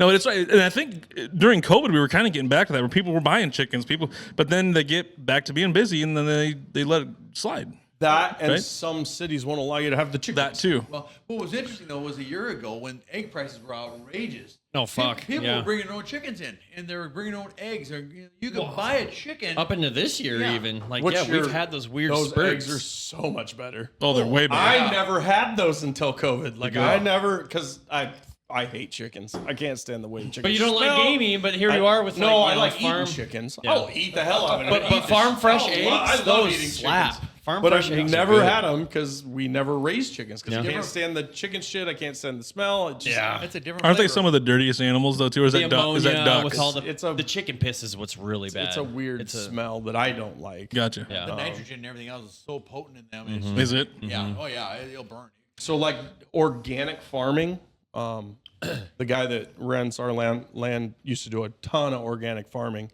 Well, you can't put fertilizers, you can't put that type of stuff on the ground, right? For your corn and beans. So yeah, chicken shit. Yep. Chicken shit or fish guts Yep. is what they would spread. What did Jay was telling us? Because Jay Wolf they do organic farming. He was telling us something. It wasn't chicken shit though, was it? I don't know. I don't remember what he said. He could. Yeah, I don't know if he. Did we? Maybe we never got into he it. talked about that. I thought we did. I don't know. but- When they were doing it, they got it out of Wakefield up there, Gotcha. and then they'd spread that, and oh my god, that stuff smelled so Well, people bad. probably don't realize we're putting manure on fields too. Well, yeah, I've done it. We've put human manure on fields. Really? You can go pump it out of your waste stations. The liquid stuff You run through the out of pivots. the water treatment facilities. Really? And you just knife it into the ground, or you spread it over the top. Kind of all of it depends on what your soil is. So like your soil, as you grow stuff, it obviously takes nutrients out of the soil, and there's only so much biomatter to put that back in. Isn't that why they alternate between beans and That's corn? partially, yeah. Just to put some of the extra stuff back in the soil. So, but I mean, obviously, like I know when I was growing up, I had a friend that grew up on a farm, and I would help him spread manure along the fields and all that other stuff. So, but I mean, you got to replace the nutrients Yeah. somehow. Well, you'll see a lot of times now you have alfalfa they'll be putting in there and stuff, and they'll actually, just that ender as a. I love fresh cut So alfalfa. alfalfa is in the same family as a bean. That's why they rotate that, because it's what they call legume, and so it takes different things out and puts different things in as what corn would do. That's why that's kind of your rotation is corn, beans, or corn, alfalfa. And you'll usually grow your alfalfa to get a crop off of it for a year or two, or how long you can get a good crop off of it, and then you'll either kill it or you'll disc it in and plant something else on it. Interesting. That was a nice little segue. I don't think anybody else answered the question, but we'll move on. What was the question? Let's go back. So the question originally was, what's something you thought you'd have what's something you thought you'd have figured out by now but don't? I had healthcare. Yeah. And that's where we ended that conversation. Man, that was off on a tangent. The first thing I thought of, we don't have to keep on this question. I would like to these hear. These are only here to get us talking, which is that one did, obviously. Trade. Yeah. Just a little bit. We're on that bus. And I'm just going back to even in my 20s, or let's say right when Christian was born. I'm like, I'll figure it out in a couple of years. We'll get this figured out in 5 years. And it's just been a game of A constant learning, being goalpost shifted. move, with everything. But obviously we've done better for ourselves every time we've moved the goalpost. But it's like, where do you? Is there an end goal? Is there a Obviously, I want to live comfortably. I want to be able to do things when I want to do things. I think it depends on the person. Yeah. Because you got to stay motivated. Keep on going after it. Once you get that apple, you got to keep on going to the next apple. If you want an orange, you got to keep on going. That's that drive. But if you got a person that just has that self-drive, like going, yep, I got it. I'm on the couch. And that's one thing that I've seen in my practical retirement. The ones that go back to just, all right, I'm 65, I'm kicking back, retired, I'm on the couch. Those are the first ones to die because they gotta stay active, you gotta stay busy. And so I think by moving the goalposts is just human nature to keep on going and keep on driving and keep after it. What can you do better? What can we do next? And I think that's just our human nature that's working with that. So Yeah, I agree with you. Anybody else want to answer that one, or we want to move on? No, that one makes my head spin. Okay. Mine's I just wish I thought I'd know what I want to do. I'm 40 years old. It's like the Great Reset, right? I had that happen a couple of years ago. Well, I mean, I'm 40 years old and I've literally never known what I wanted to do. I mean, Well, you've had I still you've don't. had an I kinda idea. have I don't know. I talk myself into plans all the time. Every 6 weeks. It's a new I think it's a thing. comfort thing though, because it isn't always just one thing. When I was first going to school, I was going to nursing, and then I killed the sciences and stuff, and got into chiropractic, and got my degree and stuff. But yeah, there's still different avenues you go towards. Your curiosity will take you on different paths. I've done a lot of political things and everything else, and I think that's just where you don't even realize what your niche is. And that's what I've told a lot of college kids is that don't worry about it, because right now you don't know where you're going to be in 3 years or in 2 years even. If you could, you'd play the lottery. You'd have a whip or play the stock market. And I think you kids this day and age put too much pressure on saying, I got to do this. Bam. You don't know. Well, it's instant gratification. Yeah. Speaking of lottery, I'm going to win tonight, by the way. Are I bought you? a ticket. Tomorrow night. Oh, Tonight- tomorrow tonight's night. Mega Sorry. Man. It's Wednesday, Tonight, yeah. Fuck me. I thought today was. Yeah, Yeah. last night. Yeah. You've been kind of quiet. You Tomorrow. answer that question. Tomorrow. Move the mic up closer to your mouth. Move the mic up closer to your mouth. There you Sorry. Yeah, the healthcare, after having, kids, pharmaceuticals, I don't think I'll ever figure that out. But it's a terrible game. Yeah. What about you personally? What did you think personally you would have figured out by now that maybe you don't? Absolutely nothing. Okay. What's the best advice you've ever ignored? Don't eat yellow snow. You ate it? Good job. Banana flavored snow cone. Or you could take it of the question of like, I mean, I've ignored something and now I have come back to it, and it was like, it makes sense now because you finally got to live that Live the scenario, moment. live the moment. It was basically along the lines of, when something's out of your control, don't worry about it. You can't change it. It's already been done. Just step back and continue life. yeah, That was the thing. I think that was something that my grandfather had told me. He goes, don't get so upset about it. Don't get caught up in the moment. Like, what's done is done. Move on. Hakuna Matata. Yeah. yeah. Yeah. You could take it in the gears of what's some you thought was good advice at the time, maybe ignored it, and then it was good that you didn't take it. I've had a few of those. I was told to get into certain industries. Can't really think of it at the time. But like back when I was selling cars, I was told, well, you should get into selling farm equipment. I don't know nothing about farm equipment. There's a lot of money in it. Well, I don't think I'll make it. And it's probably one of the best decisions I ever made not to go down that route, because I think I probably would have failed. But Yeah, it just depends if you have history with it. but now I'm selling farm insurance, so I mean, you're it does kind of there, but it does help to it's know. Still different. Yeah. It does help to know, like you're in car sales, right? You might not have been a huge car guy or a gearhead or anything, but you knew what the hell you were selling. Same thing goes for farm equipment. If you're really passionate about it, you will do the research. You'll start to learn all that stuff. But it's kind of like, I'm kind of past that phase. I don't want to screw with that. I'm going to go a different path. So I just feel like farmers can sniff out a fake real Sure, fast. And sure. I've noticed that real quickly. sure. They know what manure smells like.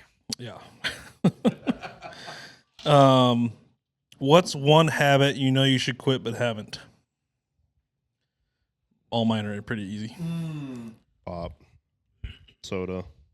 It's a bad one. It's a simple one, but it's a bad one. Like full flavored, all sugar. Yeah. Yeah. It's pretty easy at my job. Just Grab 50 one. cents for a can. Yeah, it's pretty bad. It's easy. Easy addiction. Mine's obviously vaping, so that's an easy one. Eating. I'm a chronic eater too. Wow. You got to eat to Well, live. Well, we don't have to get into it, but knock down your grazing. I stress eat quite a bit, and I think a lot of us do. yeah, like I'm a I eat out of late night boredom a eater. lot. Bored That eat. too. Or boredom. Yeah. Yeah. Bored eat. Yeah, I think if I just cut out my late night eating, I'd probably lose back the weight that I Yeah, lost. amen to that. Yeah. How about you, Vance? You got one? Eating. Yeah. I like staying focused. Not, you know, yeah. it's so easy to chase different squirrels. You got so much input of information coming on in, whether it be news media, social media, whatever, and you're on one topic, and all of a sudden it's just kind of what we're doing. You can go off one tangent. It's so easy. That's the golden retriever problem. Exactly. No, squirrel. Squirrel. Where's the monkey? I mean, this question kind of goes back to that last question of is still fucking worrying about things that are out of my control. I will still let that just eat me alive. Yeah. I'll figure out what I could have done differently to change the situation or whatever. And it's like, it doesn't fucking matter. The Just habits drop are it and halfway move in on. your control. Yeah. Yeah. So that's one of the things you could control. What do they say? It takes 2 weeks to form a habit and a month to break it. That's the motto or And whatever. actually, I think don't it know only if that's takes true or 7 not. days to form the habit, right? Or to break a habit. Somewhere around there. But 7 days to break one, I think. gotcha. 2 weeks to Okay. build one, Okay. 7 weeks to break one. If money wasn't an issue, how would your life actually change? Not travel, not things like that, but like real change. If money wasn't an issue, I'd build an activity center, I'd build an aquatic center, and I'd build a technology center. there you go. And you guys would have new jobs. There you go. I'd be okay with that. Yeah. I'm kind of along the same line. I always said if I ever came into some good money, the first thing I would do is get us a nice technology center to do the land and to do more things. If Frosh was here, he would say, "Oh, there'd be signs." There'd be Yeah, signs. yeah. And I'm kind of along the same way. I know my close circle of friends. I would promise everybody at least a reasonable car, brand new car, within reason, whether it's a supercar or whatever. Plus maybe like $50,000 to pay for the taxes and registration. Just kidding. But I mean, let's say I win You the ain't lottery. getting that from me. Let's say I win the lottery tomorrow. I'm telling you, Thursday morning, you're not getting that from me. There would be signs. 50 Like bucks. I would help out my close friend I circle. will. I will buy you experiences with me. That's all. I mean, that's okay I ain't buying you too. a goddamn car. I mean, I'll like We're I said, flying I'll to do that. Vegas, or we're doing some stupid shit. Sure. but Well, I mean, obviously buying that's you a a given. car. That's a given. But I would gift some of my close friends some money just to help them out, whether it's student loans that they're still back on or whatever it may be. But there would also be some other signs. I would have a house in the mountains, or at least some sort of an Airbnb where I could rent that out. I'm still making money while I'm not there. And then there'd probably be something down near the beach. But the rest of it, I would have it invested big time in a trust or whatever for my daughter. some sort of a CD that can grow or a high interest bearing savings account. I mean, there would be signs where I'd be able to invest that money and try and keep it in the generation and then future generations. But Oh yeah. Me and the wife talk about this. We joke about it all the time. Oh, if we win the lottery, just to live comfortably, live smart. not to say that you aren't now, but it'd be No, more you of a just cushion. have- You would But have just not have to that much sweat more if an air money. conditioner goes out. Or, yeah, no shit, or a couple You don't of have to ranges. struggle. Well, for the your key, everyday the key thing things. would be is if you'd win the lottery and stuff like tomorrow night, is to play with the house money. You invest it. You never touch the principal. And because that just, greed monster just take on over. And if you keep yourself disciplined to just use that or the invested money and stuff and never touch a principal, and that way you can use other people's money. Exactly. I'm burning $100 million in the first month or the first year. Yeah. And then it's the rest funny. of it's probably going to be fine. But On cars. as far as the question that isn't really the lottery, if money wasn't an issue, Yeah. it would change stress, and I would be way You buy a less risk adverse. You'd buy a feedlot, wouldn't you? No, I think it would actually make my stress worse because I'd probably do more things. They like all the actually things say- that I want to do. They It would- say that it's you not the live your stress. salary. I Like if you wouldn't- start getting paid more, you start kind of spending more because you know you've got it. but So that's you're not still kind that's of why you always. just I mean, go with the that's investment. a different. So that's a different interpretation of the question when you say you make more money. It's just that money isn't an issue. That's all it's asking. Right. Right. Money's not an issue. Here's a genie. Means to me, I would be less risk adverse and I would be willing to branch out and try new things. Gotcha. Bet on myself more. What would you try? I don't know. I don't know. I have ideas. Massage therapy with a happy ending, maybe. No, not like that. No, business wise or career wise or yeah. Well, it took me a lot to get him to do the podcast. So, I mean, if that tells you risk adverse, so He'll start his own podcast. He'll be like, "Fuck you, I'm done." start his own network. No, he's good. Taking this thing on the road. That'd be fun. That's what we could do. Money, no object. Money's no object. Yeah, Imagine you get like a box van and stuff and set it up and go from town to town. You have some people that are, in different small towns or communities or whatever, and you just get a couple, 2, 3 people lined up, say, hey, what's going on, and do one of these. Well, we kind of want to do that. That's kind of like the future goal. Oh, really? Yeah. Okay. We wanted to do some traveling stuff. I mean, it's all portable. We've done traveling ones previously. It'd be a lot of fun. The time. I've got a couple of businesses that need me around. No problem with that then. Yeah. Right. We can do it then. Yeah. What's the difference? This is not money making right now. Yeah. This is spending money or investing it. This is just a hobby, for sure. Here we go. This was a perfect question for Vance. I think he's got a few of these. What's a hill you'll die on that absolutely does not matter? Just trying to pick which one. I'm trying. I'm just kidding. now. There's probably not ones that I read that before, or I said that before I read it. Well, I guarantee you there's ones, but I'll have to think that for a little bit. I kind of got to think about that one too. Anybody I else? mean, every once in a while, like I come across these all the time, like in my head. Right. but come off the top of my head, I don't know. Hill you would die on. That absolutely does not matter. It's a good question. Yeah. The thermostat is probably one for me. I will die on that hill, even though at the end of the day it really doesn't matter. I'm very, very picky about my thermostat and everywhere the Really? work here. 100%. Oh. Nobody touches it but me. Yeah. You die in our house. We have in-floor heating and stuff, and it radiates throughout the whole. If we could have in-floor cooling, that'd be sick.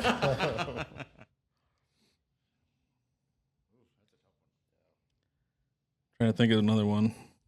There's small things like putting things away where they were. Oh fuck yeah, dude! Yeah. That's yeah, dude. That At the drives end of me the day, it nuts. doesn't matter, but like No, it doesn't. But like, I when may you not go use it for back 6 somewhere, months, but it better be there when I go grab because it. that's where you last knew Yeah. it was put. Yeah. Yeah. Yeah.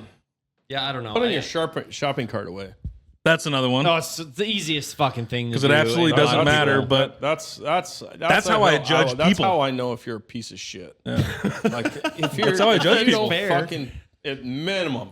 A lot of time I don't take it back all the time, But if you don't What a piece put of it shit. up on the sidewalk, no. But I mean, I'll He's put it in talking the like- cart. Like I'll walk He's it back talking to like the walk store about. a lot Yeah, of I will times. too. I do that Yeah. all the time. Or hand it off to the next person that needs a cart. That too. Yeah, or I'll Yes, take get their it. cart for them Like, too. Yeah, but- these pieces of shit that just leave it lay in the parking Ivy lot. West Oh my liquor God. store is the worst. That side parking lot, people take those small shopping carts out of there. I've never seen one over there. I take mine back into the store. I every always single take it time. back into the store and put it back. Really? But there are people that'll just put it outside the door, or they'll leave it out in the parking lot. Well, I always If put it it's back in the little stupid- carriage area and stuff. That little. Well, that works too. That's most. That's more But than what most on people the would even do. on the what would that be? The east side of the store. There's I no have put cart it by return the door Yeah. because I don't want to open the door when it's because it's stupid cold. out. Yeah, I get that. Like I'll set it so that I'm not opening the door and that guy's sitting there just freezing his ass off. Like I feel bad. Like I'm gonna set because I'm gonna walk in one door and that door is gonna open. I'm gonna walk out the other door and that door. Now both doors are open. It's like I don't need to do that to you, buddy. Here's I'm gonna set this right, and I'll usually only do it if there's already another cart there. That's easy to step out and grab one. Or the person like if I see one there and I'm coming in, I'm gonna grab it and take it in with me, and that's gonna be Right. my cart I use. I guess for me, it's like if you need something or whatever, just ask. Don't just go and do it or assume or like my sister's notorious for it. Yeah, I got pissed off at her so many times when we were growing up, and I'm like, if you need something, you want something, you want to borrow it, just ask. She would just go do, and then I would find out, and I'd fucking blow up and everything. It's like, we could have avoided this confrontation if you would just ask.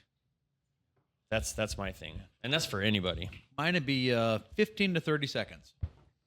Put in an extra 15 to 30 seconds to wipe the countertop off, put your shit away, put the lid down, just fold the clothes, whatever. Just put it back together right away. It takes you 15 to 30 seconds.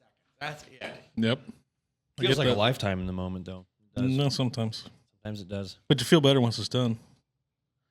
The good thing is you're instilling those things into your children, so that way when they are out on their own, they're like, I get, just a click. It's right, like, but I'll never tell they him. were right. Yeah. Yeah. Unfortunately for you, you got 3 girls, so it's gonna be tough for them to admit any of that. Nick's mom gave up putting stuff away. Ask him; he won't lie. Oh shit. Yeah. We can let her elaborate that some more, but if I go off on a little bit of a tangent, there's been a couple times where my mom has moved my stuff or put it elsewhere, and I'd get upset because I'm like, it was right here, now it's gone, and then moms, oh yeah, go check here, this is where it's but as of lately, I don't know what the deal is, but mom's house was like spick and span. And it's just her in that house and JoJo, the dog. Yeah. And it turns into a fucking wreck.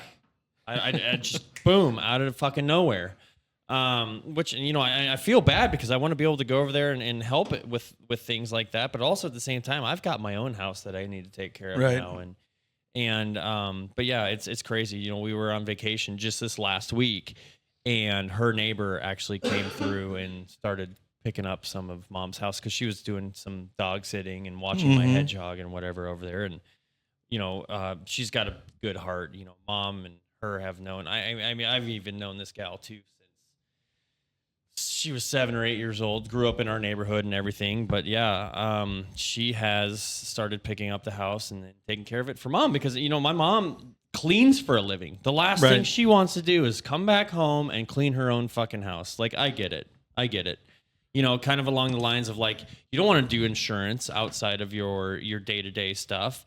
For me, when I was doing my IT work and building computers and all this other shit, even though it's a hobby of mine, the last thing I want to do is come back home after I clock out of work and start building another fucking machine for somebody. I think it, like look at Vance, he's doing this whole farming thing right now, right? The last thing you want to do, but you will do it because you're a good person, is go help another farmer, combine their fields or whatever, or get their livestock going. It's just kind of like, at a certain point, there's a breaking point where it's like, I've been doing this every day for so long. The last thing I want to do is come home and do that same shit. Like, day's over. We're a little different there. Like As far as working cattle goes, I'd much rather work somebody else's cattle than my own cattle. Oh, okay. But still, though, it's just like. what it is. But once you've done It's your just own, what it is. Like that's I mean, the way when that you're a works. farmer, it's different because you've got to do your own shit because that's your Yeah. cash crop. I will gladly go help somebody else that needs the help, and I'm like, God damn it! So like, what were you doing at Nucor? I when was you were there. there? I was at NIM. Or NIM? So what were you doing while Supervising you were out people. there? So would you want to come home and supervise no. more fucking people? I hated supervising people. There you go. People are retarded. So yeah, He's been a lot happier since he left there. it's good. Yeah. It's good. I've had to deal with a lot less retards. Is you happy? Yes. like look at Kai, right? She Yeah. she babysits or whatever, does their daycare all day. Yeah. The last thing she wants to do is fucking Deal with kids. wipe Yeah, some I more know. ass That's- and deal with kids and all that other shit. Yeah. I know she does. She does enjoy, like when Preston brings the kids over. Oh, yeah. I bring Olivia over. Well, she loves it, which is yeah. good. And then obviously Tony and his kiddos. She just doesn't But- like to deal with her big child. Yeah, This one. yeah, Yeah. yeah. We're children, Yeah. She doesn't like to deal with us big children. That's true. That's She'll true. deal with the other kids all day long. Yeah, that's good. That's good. You got one on there for that? Oh, I had something similar. I had something similar to Vance, just with the whole like shopping cart issue. It's something as simple as holding a door open for somebody. You have no idea how many people just don't do that. It's true. I don't mind the door as much as I used to. I used to be there on the. Well, it's because they asked for it not to happen anymore. See? I still do. They. True. But I got, and the other thing is just, I tell Giselle all the time, like when the service in Norfolk is fucking god awful. Like it's so bad lately. I've been a bartender, I've been a waiter, I've done this stuff when I was younger, which most young people should have to do stuff like that. That's kind of what you do when you don't have anything going on. Now, for some reason, it's became a career for people that have no ambition in life and they're just worthless people. And now they won't even do the bare minimum. I just tell her all the time, like, I'm good with any service that'll do the bare minimum. But when you ain't doing the fucking bare minimum, I am an asshole. It's I sad that can't we've deal gotten with to it. that point, I though. can't deal with it. Like, It if you shouldn't be the can't bare do minimum. The bare minimum. I'm not tipping you. I don't want to. I don't even want to eat here. You've ruined my experience. Like, you just haven't even done the bare minimum. I ask you one thing and you don't even make an attempt to do it right. Like, I can tell that you're just a worthless pile of crap. Like, I don't want to be here anymore. I don't want to be in this establishment. I think you've ruined my experience at this establishment. It makes me never want to come back to this place. Yeah, you're 100% correct on that. But on the opposite side, there's a ton of good customer service in this town. There is, and when I see it, I praise it because it is not easy. It's so rare that I've seen it in this town. Well, and the other thing It's is, it's far and few between. yeah, the other thing is though is that you know people come, they just expect it. You know, their wait staff. It's like going, okay, yeah, I just have to be here. Here's your stuff, and you better give me 20%. yeah. Yeah, no, Yeah, They so don't you work better. for their exactly. They don't work for a tip. You don't like. Exactly. You know, I started washing dishes when I was 12. You know, I became a waiter when I was 16. Yeah. So I'm on board with you 100%. Makes me so mad. And- I get so angry. Oh, exactly. You know, but it's expectations. It's like, well, no, here you go and stuff. Ungrateful people. Yes. Well, yeah, you said it turned into a career. It's also a decent. It can be a decently paying job. Yeah. It's a You lot get, of cash. You get cash up front. You know, so I mean, And coming up, no tax on tips. right, and that's a thing with the credit card. So Just a tip, by the way. yeah, in the last like 5 years, a lot of people still paid in cash at restaurants and stuff, and then you got cash tips and didn't have to worry about Right. taxes on it. Well, Well, now then, they do but that's because of the minimum wage. well, that too. Now Yeah. that they're required that your pay per hour plus your tips has to get your minimum wage. Right. So now you're having to count your cash tips. Right, and then the credit card thing came into play where people were tipping on credit cards, and then there was a paper trail, Right. Yeah. too. So Which I didn't. Back when I was there, I didn't claim. Well, right. I claimed whatever the requirement at that time was. Right. Is what I claimed in tips. right, Claimed every credit card tip and then maybe a little bit of the cash. right. Whatever, a little bit of cash is there. We're gonna claim that. Which, whatever. Yeah, tax fraud. Come after me. Let's go. I don't care. You got more bigger fish to fry than me. What's something you're irrationally competitive about? Everything. I know. You could put we played that meme game Yeah, over Thanksgiving. that was fun. And I got irrationally competitive at that. So Just dumb shit. I mean, nobody likes to lose, right? yeah. Well, some people don't care. Some people Well, don't care. some I people care. don't care unless you're a Packers fan or a Bears fan. But no, I don't think anybody really likes to lose. But also at the same time, I'm not going to be condescending or look down to you because you're doing really well in your career or anything. I'll build people up for that type of stuff. Like Vance, when I found out that you'd left NIM and then you're doing this whole farming business and everything, I was like, well, as long as he's fucking happy, I'm cool with that. And recently, I think it was just over this weekend, or as before that, when you might not have been here, I was kind of I was tipped off on what you're kind of looking into moving forward, which I think is fucking great, dude. If you need anything from any of us, I'm sure we would be more than happy to help and kind of keep you focused on that career path if that's what you choose to do. But You starting a brothel? 100%. but I'm Nice not, little rub and tug. I'm not gonna look at. But we're not going to call it that. It's a massage parlor. Yeah. I'm not gonna look at competitiveness as far as like career pathing and We're bringing them in and- from third world and countries. life stuff. So, but yeah, anything else like dumb, Just just fucking Your drinking games. garden variety immigration fraud going on over Well, here. not even that meme game. Like when we were playing Polish horseshoes back during Kai's birthday bash. Yeah. Even something like that. Oh yeah, I get competitive at that too. Beer pong. I mean, whatever. But yeah, I don't know what else that I could even mention. Cornhole. Well, Yeah, but thing you're is playing gaming, it so that's a given. competitively. But What were you gonna say? I've coached softball for over 17 years, so it's got to be, you get out there in the dirt and stuff like that. You don't, at first, you think you're that competitive and everything else you're playing, but you get in the heat of the battle and stuff, and yeah, you get competitive. Yeah. I mean, you want that title though, so you can put that banner up inside your venue. Another one. Yeah, Another exactly. one. Another one. Another one. What's the worst purchase you've convinced yourself was worth it? Talking about The Roadcaster. No, I'm just kidding. If you didn't hear that, Tony said all of his purchases have been good. What are you talking about? Yeah. just kidding. I would say literally every single purchase I've ever made is that way. Yeah, I can see that. Any hobby style or whatever. Yeah, to convince yourself it was worth it. Yeah, Yeah. it is what it is.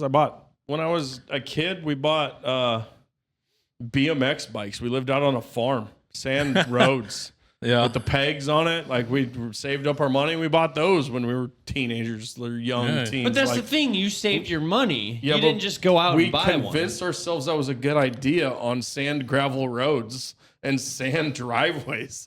It was not a good idea. It was No. absolutely No. terrible. Doesn't pedal too worthless. No, terrible. That we bought. All three of us boys wanted to get into catfish fishing, and we bought the biggest damn catfish poles you could buy from Walmart. All the tackle, bait and tackle, and all that shit, and we fished maybe 5 times. Just like a week straight. All right, I'm over it. yeah, this Next is hobby. stupid. I hated it. If I'm not catching fish every 5 minutes, I can't stand fishing. I'm trying to think of something that I like a really bad purchase that I made that I tried to convince myself was like okay. I can tell you back in the day when eBay came around and Western Union was a new way to like send money. I had fallen for a couple of those fucking scams and dropped, $500 here, a couple $100 there, and it was gone. So that would be the only thing I could think of. But as far as like material things that I actually have, whether it's a vehicle or house or whatever, those have been investments. I think those were good purchases, but I've never kind of went back and go, no, that was fucking stupid. Getting into golf. But you enjoy it, Oh, I right? lo- I you love you golf, haven't but- given up yet. Oh, it's Yet. expensive. I've never really It had is, any yeah. expensive hobbies. Like golf maybe is I've pricey. since we've gotten into the computers and stuff, and then the podcast equipment. But other than that, I don't fish. I But don't once you hunt. have the stuff, you have it. Well, right. You know? It's just the initial investment. Yeah. But Yeah. which at that time when we first bought everything and I bought my new computer, it was a It's sizable overwhelming. investment. It's yeah. overwhelming. It's like, holy shit. I mean, I think I was talking to David a couple times. He was like, well, what's it going to cost to just do it like a basic build so I can do a couple things? And I'm like, you're looking about the neighborhood of like maybe $1,500.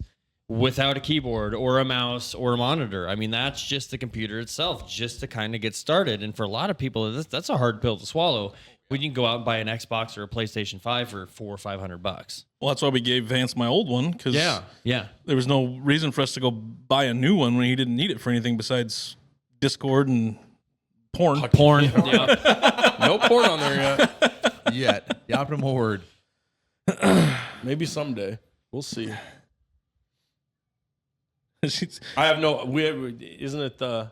I don't have any support, so we can't do porn on there because I'm afraid of the support Right. breaking down. Right. Yeah, So you can- we gotta keep her. We gotta Yeah. keep her clean. You No gotta keep, LimeWire. you gotta keep it super clean No downloading music. No until you buy yourself a new a new motherboard. What's Please. What's your go-to excuse when you don't want to do something? I don't want to do it. Sorry. You don't have I'm an busy. excuse. I'm busy. I'll straight up fucking tell you, like, no, that's I don't want to do that. I'll usually say it's something the kids, which sometimes is true and sometimes isn't. So you guys will Cows. never know if it's true or not. I got to do something with the cows. I haven't heard the that cows excuse need my yet, help. so Yeah. I'll fake a phone call. Well, yeah. Yeah, fake a phone call. that's why you don't answer my calls. I've done that before. That's far and few between for me, but I have done that right before. back. Yeah. It's usually something with the kids. Is usually what I'll say. Yeah, you're right. I mean, it's either saying you're busy. It's 50-50. Yeah. You know, sometimes you are busy doing something or something else. I've also become a pretty big homebody, so once I'm here and changed, you're never getting me back Not out. getting you out, No, yeah. not unless I No knew. chance, Not huh? unless I knew ahead of time. Vance has tried. I need help with something later on, moving a couch. That's different. That's different.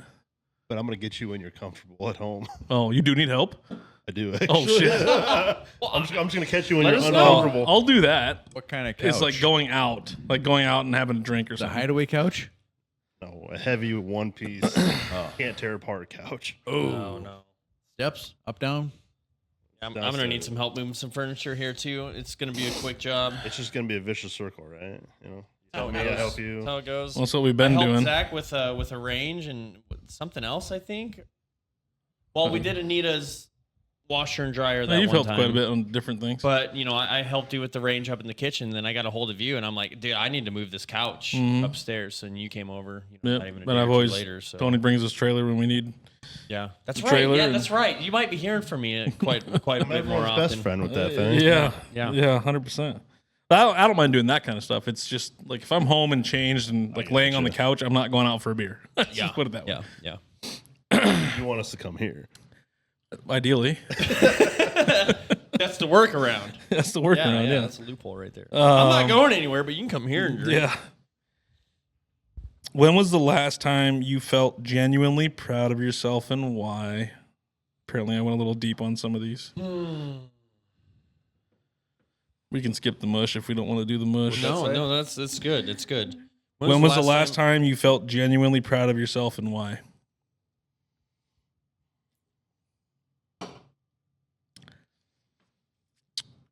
I would say for me, it was probably our first episode of doing the podcast. That was the last time I was really proud of myself, per se.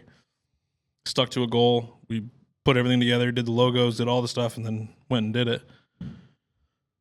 Proud of myself for that, and then proud of myself for sticking with it Yeah, consistently. yeah. When you finally get to put in the hard work and actually see it flourish and everything, and you actually enjoy it.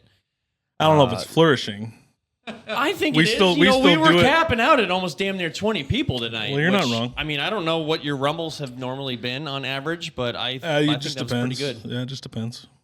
We had at least maybe 5 people sharing it out on their own Facebook, so that helps. But And we still got 12 people watching us it's- right now, it's- jib jabbing. So yeah, and it's gonna take time. It's just gonna take time. I know. Got to get the word out. All right, we try. You know, when we're in fucking podunk small town Nebraska, it's kind of tough to get yourself out there unless your content is like super interesting. Well, and we're you're just not. you're Well, you're some- saying we're not interesting? You know what I mean? Like unless you're the fucking burnt peanut and No, you I got know. some sort of a Snapchat filter going No, I on get your it. face Yeah, I and get it. stuff, and it's We also it's don't tough. pay for a whole lot of marketing. So That's okay. that's okay. yeah. But anyway, but that's my moment, I guess. Mine is probably just right now with the shit that I'm going through and trying to make the best of things. I've got a fucking one hell of a support group. All of you guys have been fantastic. I know Frosh isn't here tonight. There's some other people that may or may not be watching this podcast that are out of town, down in the Omaha area. Just this village that we've built, this circle that we've got with everybody. Everybody's been fucking phenomenal. I appreciate everybody for that. And David's been part of that too. Kind of been kept in the know a little bit, and he's been my support basically since he and I met. So, but yeah, that would be my thing. That's my mushy story is thanking everybody that's part of my life right now and being supportive as fuck. It's been good.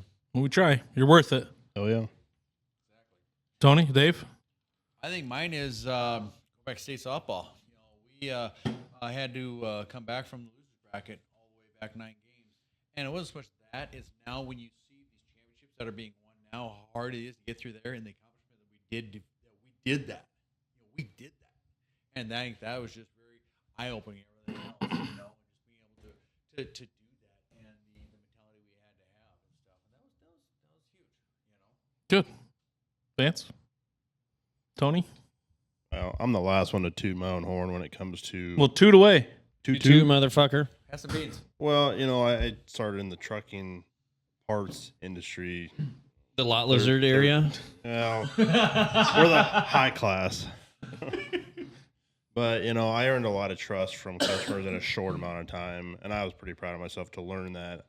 I hopped in that not knowing what I was doing, you know, and obviously now I'm in the agriculture area, which I grew up on a farm, so I kind of knew what I was kind of doing. But, you know, I earned a lot of respect from customers, and I was really proud of that.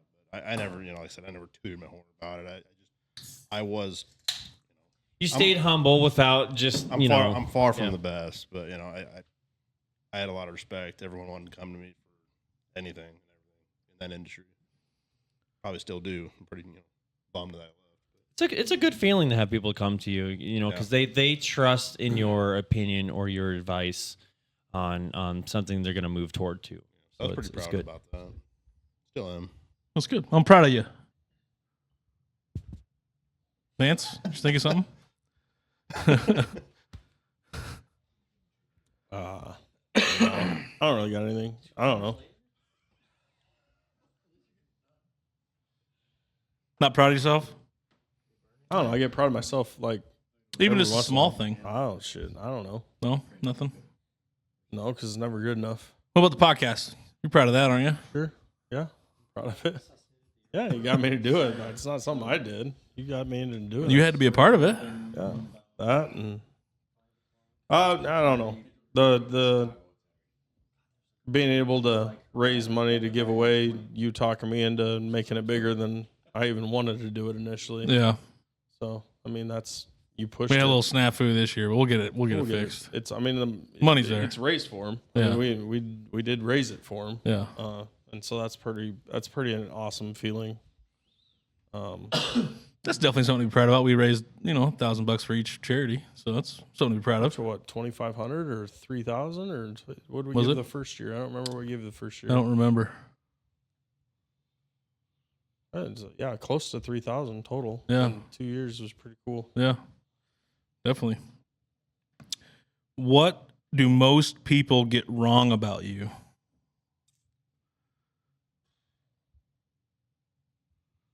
This is gonna be a hard one to think about, so I'll try to keep the air. I got one. I don't care. That is true. Yeah, that. Not that and you don't care. People think you don't care. I know. That, yeah. Same here. Either that I don't care or I'm one of the nicest guys you're ever going to meet. But some people say I also have a little bit of resting bitch face. I look pissed off a lot, but I'm not saying some people say I have resting bitch face. I have resting bitch face. Good and for I'm you. Fine with it. But let's be real. A lot of us prefer to guys, have that because it weeds out the weaklings. If you're weak, don't come at me. a lot Don't of us come at guys me, bro. suppress those I don't need feelings. that. Like I don't need we're that type of negative. It's not all even fighting it's battles so it's not even that we feelings. just don't- It's the fact that we're probably thinking about other things in our head, and our face just stays one yeah. thing. Just Oh, mine, I literally do it on purpose sometimes. I do it when I'm walking through a poker store. face when No, someone don't says come at something me. fucking Like, stupid. don't come or at me whatever. with stupid Yeah. shit. Like, Yeah. I don't Yeah. have time for that. Yeah. I don't like fake. I don't like. I can't stand people that are fake, over the top, overly joyful. It is uncomfortable to me. So I don't like that type of thing either. So like I feel the way people feel about resting bitch face to people that are overly welcoming and nice. That makes I total don't like sense. that. Yeah, Like, I get it. No, I don't enjoy that at all. In the holiday season. I don't You care keep about your- that either. You keep your guard up. You can just say Merry Christmas. And I'll Yeah. be like, all right, let's go. You say Happy Holidays to me, I'm maybe not going to be on your side. And we say, get away from me. Don't come at me with that woke bullshit. I'm fucking Christian here. Thank God he's got a Santa suit on. But people definitely think I don't care. Like Yeah. they think I'm an asshole and I'm heartless and don't care. And I mean, yeah, sure.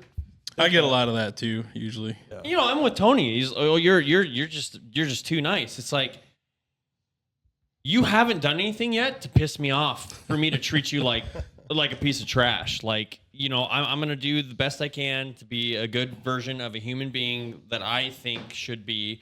But until you cross that line and fuck me over, you will find out somebody different. Like Zach, I know he's been called out for being an asshole. Well, being honest or telling the truth.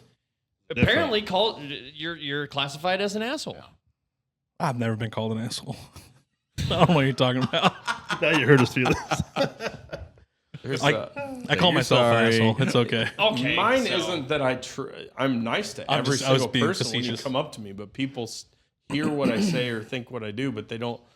When I talk, and I talk about it on the podcast all the time, it's micro macro on the overall scheme of things. I believe a certain way the world needs to work. But if we're going to have a heart-to-heart conversation, a mano-a-mano conversation, I'm going to be a different person. I'm going to work you through that, but I'm going to say there needs to be some accountability. We need to work towards this. We need to figure this type of stuff out.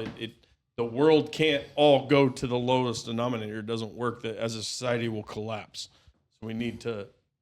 That's why it sounds like I'm an asshole, and I don't care about the people on welfare, the people on SNAP. That's not the way it is. I'm just saying that there is people taking advantage of it. So how do you fix that? You got to get rid of all of it and then work it back up. And then maybe a little bit more community, a little more church, a little more buy-in from people the way it used to be.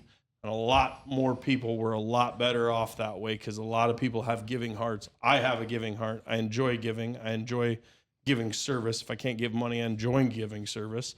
Like people just don't. But people don't want to do that when the government's taking everybody's service and money away, and it makes people not want to give that anymore.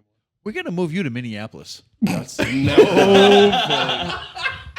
No fucking way. Closer to the Packers, but you know. never gonna happen.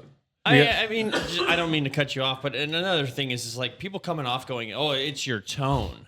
Well, yeah. If you don't I have a harsh understand tone. who I am, like, because a lot of us, our tone comes from our passionate. Yeah. We're just passionate. Yeah. It's just passion coming from the subject that we're talking about or whatever. You know, don't come at me because it's my tone. You obviously don't know who I am or how to receive that tone, unless you're willing to try and understand it. It's like that's just one thing I can't stand, and it's like, come on, really? Yeah, it's like If- It's like if when I you raise know my us- voice. Yeah. If I raise my voice, it doesn't mean It doesn't mean you're yelling Yeah. or anything. I would say, do you want to hear me yelling? We can do yelling. Yeah, yeah. You just talk real loud. Yeah. And a lot of us will talk loud or yell towards somebody, not at them, just so we can either speak over them or get our point across Yeah. or something like that. But yeah, it's generally like it's, you know, when someone goes, "Oh, it's your tone." We did have a question in No. chat. Does telling the truth make you toxic? Ooh, I don't think so. I don't think so. Never have, never will. Depends on the Telling place the you're truth at, makes too. you- You got to tell the truth, but yet you don't. You have to know where you're at and who your crowd is. Oh, I don't You usually got to know care. your audience type of thing. Yeah. But I mean, also at the same time, I like, don't care who the crowd is because truth is truth. the So truth is the truth that's- because that's my that opinion. story I'm will not- never fucking change. That will always be the I'm not same going to change story. who I am. Yeah. Based on I'm my not crowd. saying lying, but I'm just saying know who Now, your crowd is. is though. it sometimes harder There- to tell so the if you're truth? talking like a Sure. white lie with your wife, saying like, "Does this make me look fat?" Like I get that. Well, I understand that He's all, conversation. he might also be talking like maybe we don't say certain things in East St. Louis too. I don't. Yeah, I guess if it's my time to go, it's my time to meet I knew Jesus. he was going to say that. Yeah, I get it. I guess get it it. is what it is. Yeah, I get it. Like I get it. you know, it's just. I'm not gonna change my truth. Like I'm not gonna change the truth, not my truth. And again, it's not my truth; it's the truth. So I'm gonna speak the truth. I Again, guess, it's of it. easier to keep track of actual events than to lie about it and then forget and then have to create another lie to cover that lie. And then eventually it's going to come back around and bite you in the ass. I'm not saying lie by no means. No, I'm no, just saying no. you got to just, it's not what you say, how you say it, but also know your crowd. Know your You've crowd. also been in politics. I've been in a lot of politics. So that's where you're getting that from. What's something you're still working through that people wouldn't expect? We don't have to answer this one either. It was just something I put on here. I'm going to pass on that one. It's fine. You knew I'd pass. I can answer. Obviously, everybody saw that I was in a big workout phase, and now I've pretty much gained it all back. Oh, actually, are you still working out? I still work out. It's just I would like to get back into that with you, garage workouts. yeah. It's just the eating has been the issue, and then the holidays come around, and So good, though. it's not just that. It's just finding the around this time, and I was trying to track it this year because it happened the same way this year as it did last year. Went through the summer, worked out a lot, lost a lot of weight, and then it hit like mid-November, late November, Thanksgiving time, and it all went to shit. And it can go to shit a lot quicker than you get it done. When you lose the weight or whatever. You got to remember too, when you're going through this phase, your innate human nature goes through self-preservation. Well, right. And you're going to be able to pack on some just for heat and everything else. Oh, right. For, That's it's the shitty time of year. It is because Well, no, it just, it's you're cold not and wrong. everything else. You're not You wrong. know? There's not a lot of sun, so your vitamin D is down. Because I did a lot of my Just workouts. vitamin deficiency in general. Yeah. You're not getting that calcium from the sun or your vitamin D, so you're Right, because a drinking lot of bunch my more milk. walks I would do outside. So it was 3 times a week I was outside for, how long. Yeah. And then obviously being cold in the garage and stuff, don't have a heater out there yet. And then so I've been trying to do stuff inside, which I haven't got all the stuff to do it inside yet. So it's just been a little more difficult. But that's kind of the breakdown. And then we also get busier. So health insurance time comes around. A lot of people, like their business insurance renews around the first of the year. So it's just a big, busy time. And I just can't always find the time to work out. And, That too. They're getting longer now. We're getting some more sunlight now. Yeah. But you're just human nature that when it gets dark out, you just start shutting down a little bit. My neighbors just kind of look at me kind of weird.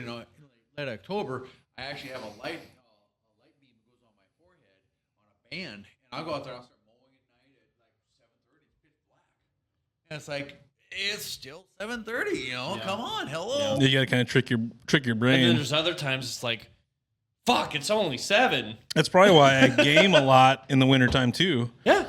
Is because Yeah. you think, most of the time in the summer you're outside, I don't get down to the computer till 9 o'clock at night on the weekday or something. I'm the type of guy where it's lights out by the time I start gaming. Like summertime, the sun's still up till 9:30.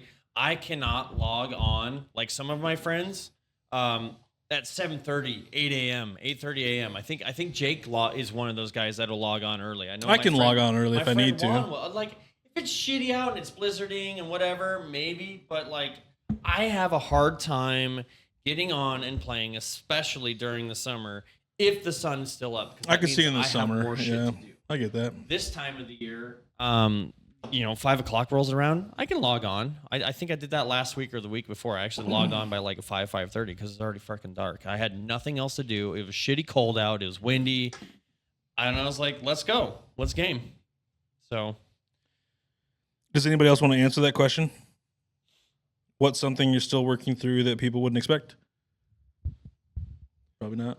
being present for my kids. Now, I know I'm a good father, but just, just getting done with the work day, it's nothing to look at your phone and scroll and say, just go, hey, just watch TV, kids. Just being present.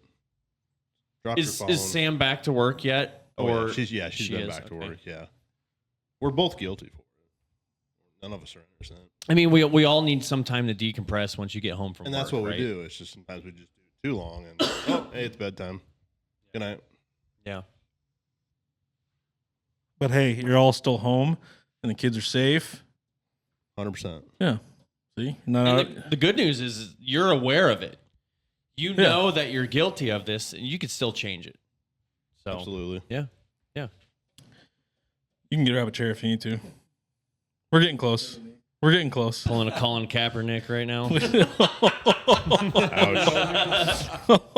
Fucking terrible. You can grab one. They're right there if you want to grab one. We're going to do a few would you rathers. Vance has already had some of these. And Vance and I both answer these quite a bit. Would you rather have more time or more money? We'll just start over with you. Oh, I think you asked me that during my podcast last year.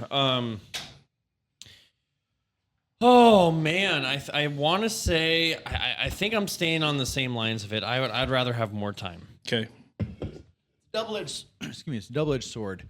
Time's always great because you have more time with the family stuff, but money, as we spoke earlier, things you could do if you had unlimited resources and stuff would be fantastic as well.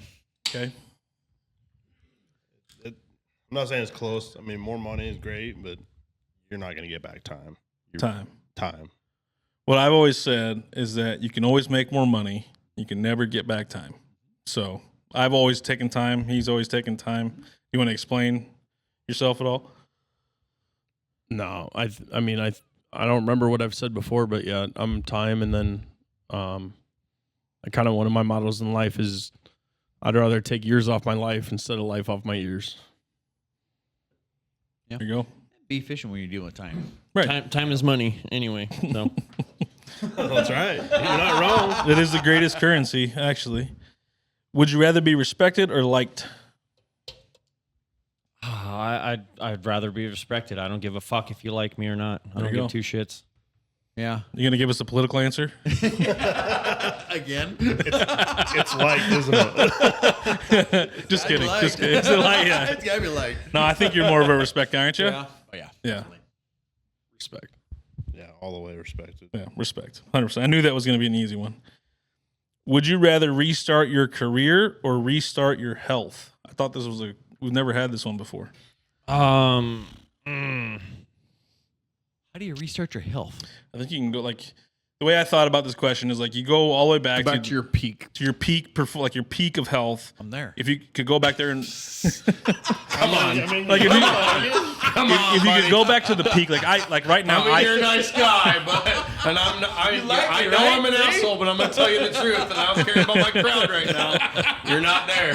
That's not your peak. I wouldn't want to see you when you're young if this is your peak. I know that there's things I can't do anymore, so I can't get back. I can't go back and play basketball anymore. It's just not going to happen. I've tried it. It's not going to happen. But if I would have maintained my body a little more, so that's what I talk about restarting. Go back to your peak of whatever health you were in at one point in time. If you go back there and then come back to now and change things, that's how Health and what? What was the other one? Career. Mental health. If I could reset my mental health, I would. That's my fucking answer on that. You can one. just do it. Do it in your head. Yeah. And I have been. It's just if only I could It's all just, mental, Nick. It is. Which mind over matter, and I can do that. But if I may or may not have said multiple times on a podcast that mental health is fake. So It's that voice you have. I'm not going at you. No. I'm just saying. I get it. But I if think if that's the one thing that people can fix. if I could very erase those memories from what has happened, that's what I mean by mental health. Yeah. I still feel like I'm stable and everything like that, but it's the thought of well, this has happened and this was the outcome of that, and this is what But that's part of life too. I think that's what just makes how you learn. That's how you. That's what makes you you. Yeah. That's like training. That's like you train your body. Your body goes through pain, so your mind's got to go through pain. If your mind doesn't go through pain, your brain doesn't get better. And for people that just And if you just wallow in that pain, then that's a you thing. I get it that some people maybe have some screws loose and stuff like that. Sure. But there's also, I think it's a muscle. Like God made us so that we are able to work through that. I don't care who you are. You can do it. Just don't crutch yourself through it. And just do it. But That's a good answer. Yeah. But the other thing is, though, is you got to look at it this way too. Would you be the person you are now with your career if you didn't have some of those experiences? Correct. You know, because Yeah, I know. those experiences actually form where you are. You know, it's the old Absolutely. butterfly. Like that's kind of what the question's saying. Like if you could restart your career with the Sandwich? knowledge that you have now, that's kind of that's how I see the question. Going to your peak on your physical. Yeah. That's the same thing, right? Though, isn't it? You go into your with the knowledge that you have now. Go back to your two different. That's but two go back different to your arguments go back there. to your peak and maintain it to now, right? That's the same argument. Career-wise, I keep my career. I'm doing okay. My peak performance and stuff, Well, don't gloat. I won't. I'm kidding. That's a joke. He's just saying, "Fuck all you youngins." I'm gonna get my Mercedes and go home. I'm good. I'm good and solid where I'm at in my life. So I'm gonna go ahead and be young again, and then I'm gonna whoop all you guys' asses. That's what's going through his brain right now. Yeah. What were you gonna say though, Dave? No, I'm just kidding. No. What were you gonna say? You're gonna say something. No. What are you gonna pick? What am I gonna pick? Yeah, I would, career or I keep physical? I keep my career. Career. Yeah. Say the career. Okay. You sure you don't want to be a nurse? Not anymore. Yeah, no. I don't want to wipe any more asses. No. I had to do 10 proctals when I was graduating, and I don't want to do 11. I'd say health for me. To be able to restart, I'm gonna go health because to not let myself get whatever. I think if I was back to like where nothing hurt and I was in decent shape and not fat, I can make my career whatever I want to make my career. I mean, your body, like when you were young, when I was younger, like before the metabolism died and before, like, yeah, I get I'm not old, but like, you know, when you weren't, We're old, Vance. we used to be able to party till 5 o'clock in the morning and go to work at 7. Like, it Some just of us kinda- still do. Yeah. Well, it was not a fun day. That doesn't mean was just not because a you fun do day. it once in a year doesn't mean Yeah. you can do it.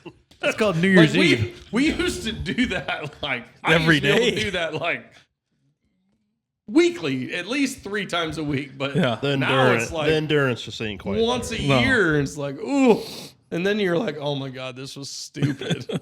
Then we end up on a podcast like this. The day Yep, before because of it. Christmas. It'd be health for me. Health for you too? Yeah. I mean, I'm not saying like I have the best, career. I mean, I have no idea. I didn't know why. You guys live pretty comfortably. Yeah, I didn't know I was going to go into this kind of career. I had no fucking idea. But health, absolutely. Sometimes careers, I think people just kind of you I get fell into into a it. job and then you kind of just take the path, and I think sometimes that's the best for people. I wanted to be a fucking astronaut. Look where I'm at right now. I'm still on planet Earth. A little spacey, though. The only thing I would go on the career side to change is if I stopped myself from being in positions that I hated because it was comfortable and I was afraid of Because of the money, or the money and afraid of going and trying something else and starting over. Which, because when you were younger, that's a regret. like I that was the coulda- time to do it. Could type have of done thing? that stuff way back in the day. Like, Right. why am I doing this? Why am I in this? Yeah, I can do it. I don't like it. I'm good at it. I don't like the people I'm here with, but yet the money's good. So I'm going to stay here 2 years longer than I want to be here. Yeah. And then you set yourself 2 years behind the 8 ball, and then you're going to start over-ish again. Well, yeah, I mean, you got experience and all that, so you're not really starting over. We were When almost you 10 could- years behind the 8 ball on the podcast, so we're Well, way yeah. behind on that. But I mean, you could have just taken that chance and went with it. Yeah. And, that's a regret. it would have been a lot cheaper back then too Yeah. if we would have bought the stuff back Yeah. then. Oh, that's funny. Last Well, it one. wouldn't have been politics, though. No, it wouldn't have been All politics. literally, all It we was talked all about was sports. Yeah. That's what we wanted to do a podcast on, was sports and sports only. I have a feeling I know what the answer is going to be on this one for everybody. Would you rather be brutally honest or comfortably silent? I'm already fucking honest, so I guess I'll be silent. Okay. No, you got to answer how you would answer. Honest? Yeah. I'd be silent. Would you? Comfortably silent? I could see that from you. Yeah. That's a political answer. It's not. It's just No, I'm it's just kidding. it's just personality. I wish at times I could be comfortably silent. And I've seen you do I've it. gotten better doing it at times. But then there's times where I just can't. I just got to be brutally honest, but I wish I was better at being comfortably silent. So yeah, I think I'd rather be. I think I want to go that way. Like Got I it. wish I'd still be honest in who I am, but that doesn't mean that I'm telling a lie. I'm just not. Right. Red I'm just Rock, not what do gonna you say anything? Red Rock, what are you talking about as a semi-normal thing? The podcast, or just what are you talking about there? Tony, what about you? I think, I've tried to be better about being brutally honest. I have been the more silent type. Just a little bit, you've known me. But not comfortably silent. Like, I don't think you were silent because you didn't maybe No, think you could say something, no. or I mean, if that was the case, brutally honest. yeah.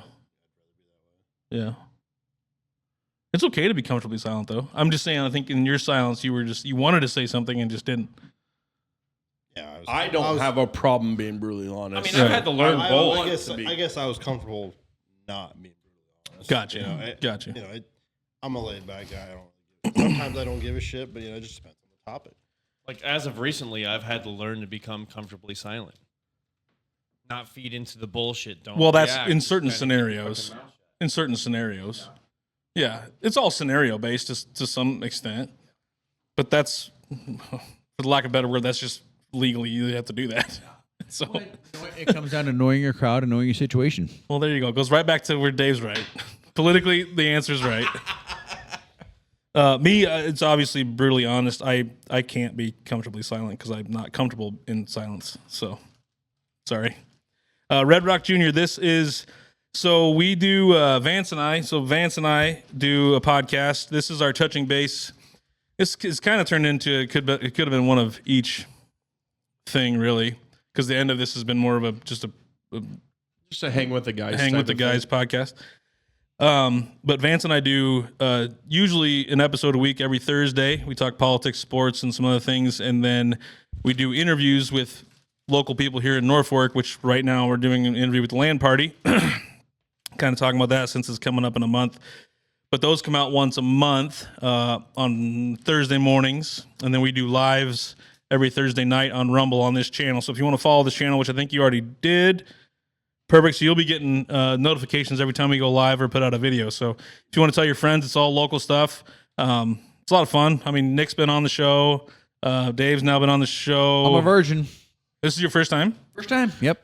We got to get you on for your chiropractor stuff. Yeah, I thought we had you on there before too. The land party. At the Well, LAN at party. the land, yeah, Okay, that was that's different, at but the not LAN, like not like this. Yeah, we do chiropractic, softball, and everything. We should do that sometime, for sure. This is kind of during the holiday season, obviously, too, that we were doing this right now. So it's a little bit different, but Yeah, we may try to do some stuff like this. I don't know. We'll see. It's kind of been, I kind of like this, I've had a lot of fun with this. just kind of a conversation. Shit, we do this all the time. It's just Well, that was kind camera. of that's how we got to this point. Was that we're like, well, we should just turn on the mics. let's see how interesting we are or boring we are. Yeah. Well, we've had a solid 12, 13 people watching this whole time. Yeah, no problem, Red Rock. We appreciate you coming in. We're kind of wrapping up here, but definitely check us out on some other episodes, and always feel free to comment. It's a lot of fun. If you want to go back and watch the beginning of this, like he said, it was the LAN party conversation that was happening earlier. Yeah, I think we talked on that for about 45 minutes. It was about 45 minutes. Because the starting stream thing, whatever, sat there for maybe 7 Yeah. of it. So. Well, I was doing it by time, so yeah, it was 45 minutes. Last question. What's one thing you want to be better at this time next year? Oh, just keeping my composure and being a little bit more patient and thinking about things before they just come shooting out of my mouth. Just kind of be a little more in check. Okay. Next year at this time, I'll be an empty nester. So You will be, I won't will you? be an empty nester, yeah. Boy, So yeah, that's gonna be different. And I'll be finishing up probably my softball career too. So it'll be interesting to see how life goes in that one. But yeah, that'll be interesting to see. Gonna go where back those to the mono and mono thing, just like it's just gonna be the two of you. and just I get know. I after gotta it. introduce myself, my wife again. Yeah. Yeah. You're gonna have to work your hips out again. I know. Yeah, right. You can't tell her that. She's watching. I'll make sure. Yeah, I'll make sure to mention that to her next time I see her. Yeah. What do you think, Vance? I don't know.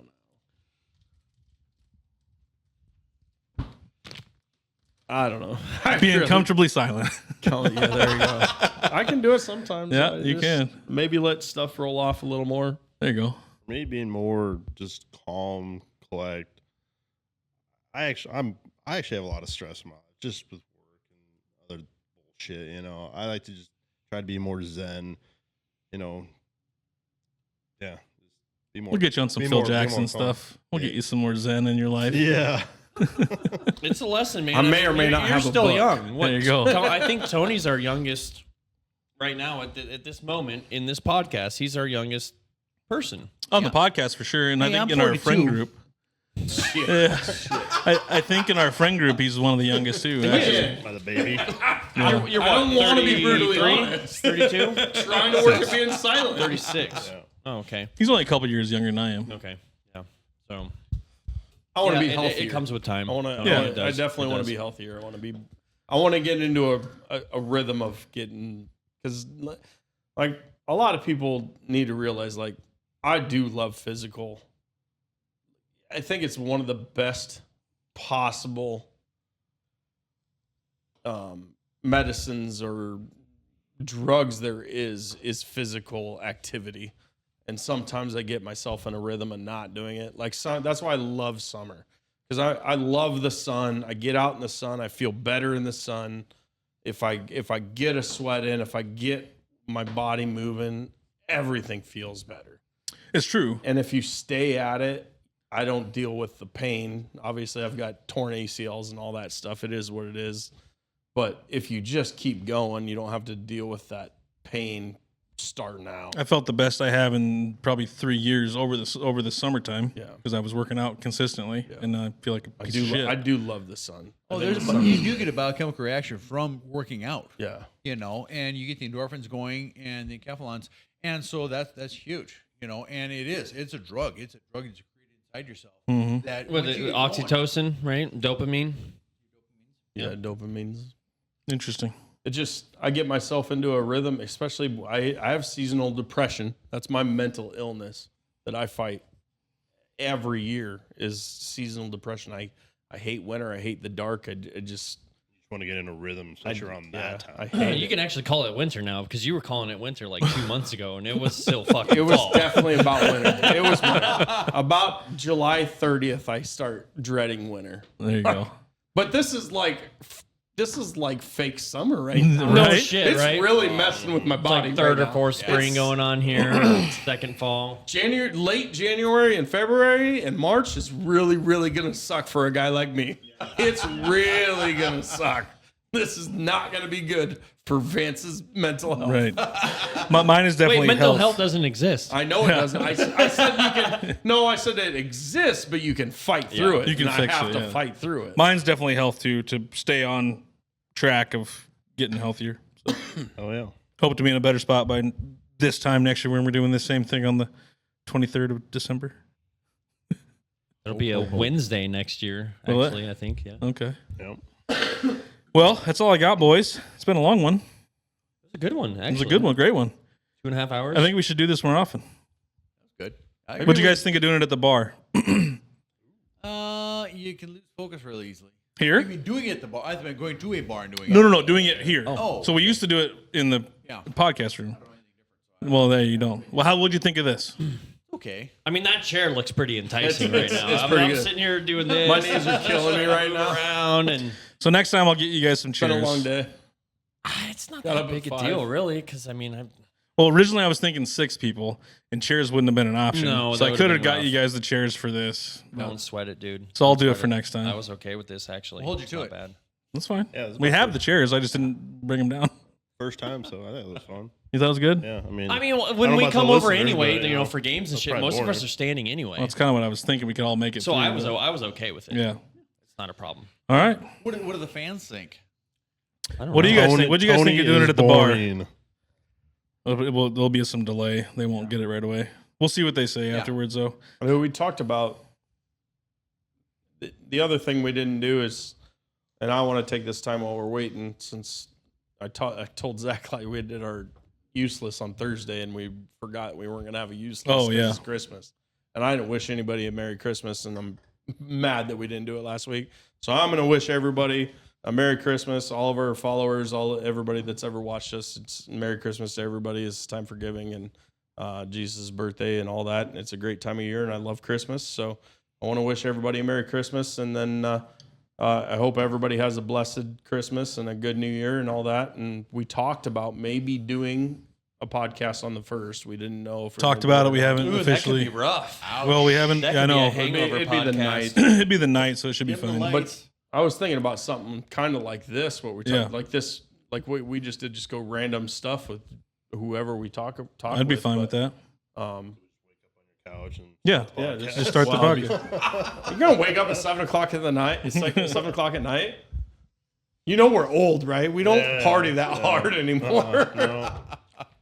Yeah, it's not that. We don't go that late anymore. Huskers will play the day before, so you have something to talk about then. We will. We'll have that, and there's a lot going on the day before, actually. Yeah. Hopefully positive. So should be fun. Merry Christmas, everybody. Thanks for tuning in. We had quite a few of you in here. Go back and watch it. We talked about the LAN party, talked about a bunch of other random stuff, which was a lot of fun. Yeah, it was good. Other than that, we might see you, not next week. Yes, next week. It'd be next week. Possibly See you on the We'll first talk about it. next week. And then if Vance and I go do the Friday night thing that we were talking about, we may have more to talk about the week after. Are you gonna go? Well, we're thinking about it. Awesome. So we're thinking about it. I may or may not be turning 30 next week, so or 40. What year? 40. 40. 40. The big 4-0. So Over the hill. we may go down to That's what they Lincoln said. and You break air brakes. may go down to Lincoln and have a little fun. I am for sure going. He's going for sure. I haven't decided yet. So, Well, but you're anyway. with All right. Well, thank you guys for coming. Thanks, Dave. Thanks, Nick. Thank you. Yeah, Merry thank you. Thanks, Christmas. Tony. Thanks for coming on, guys. This was Merry great. Christmas. Fun. Awesome. And we'll see you guys maybe next week. All right. Peace out.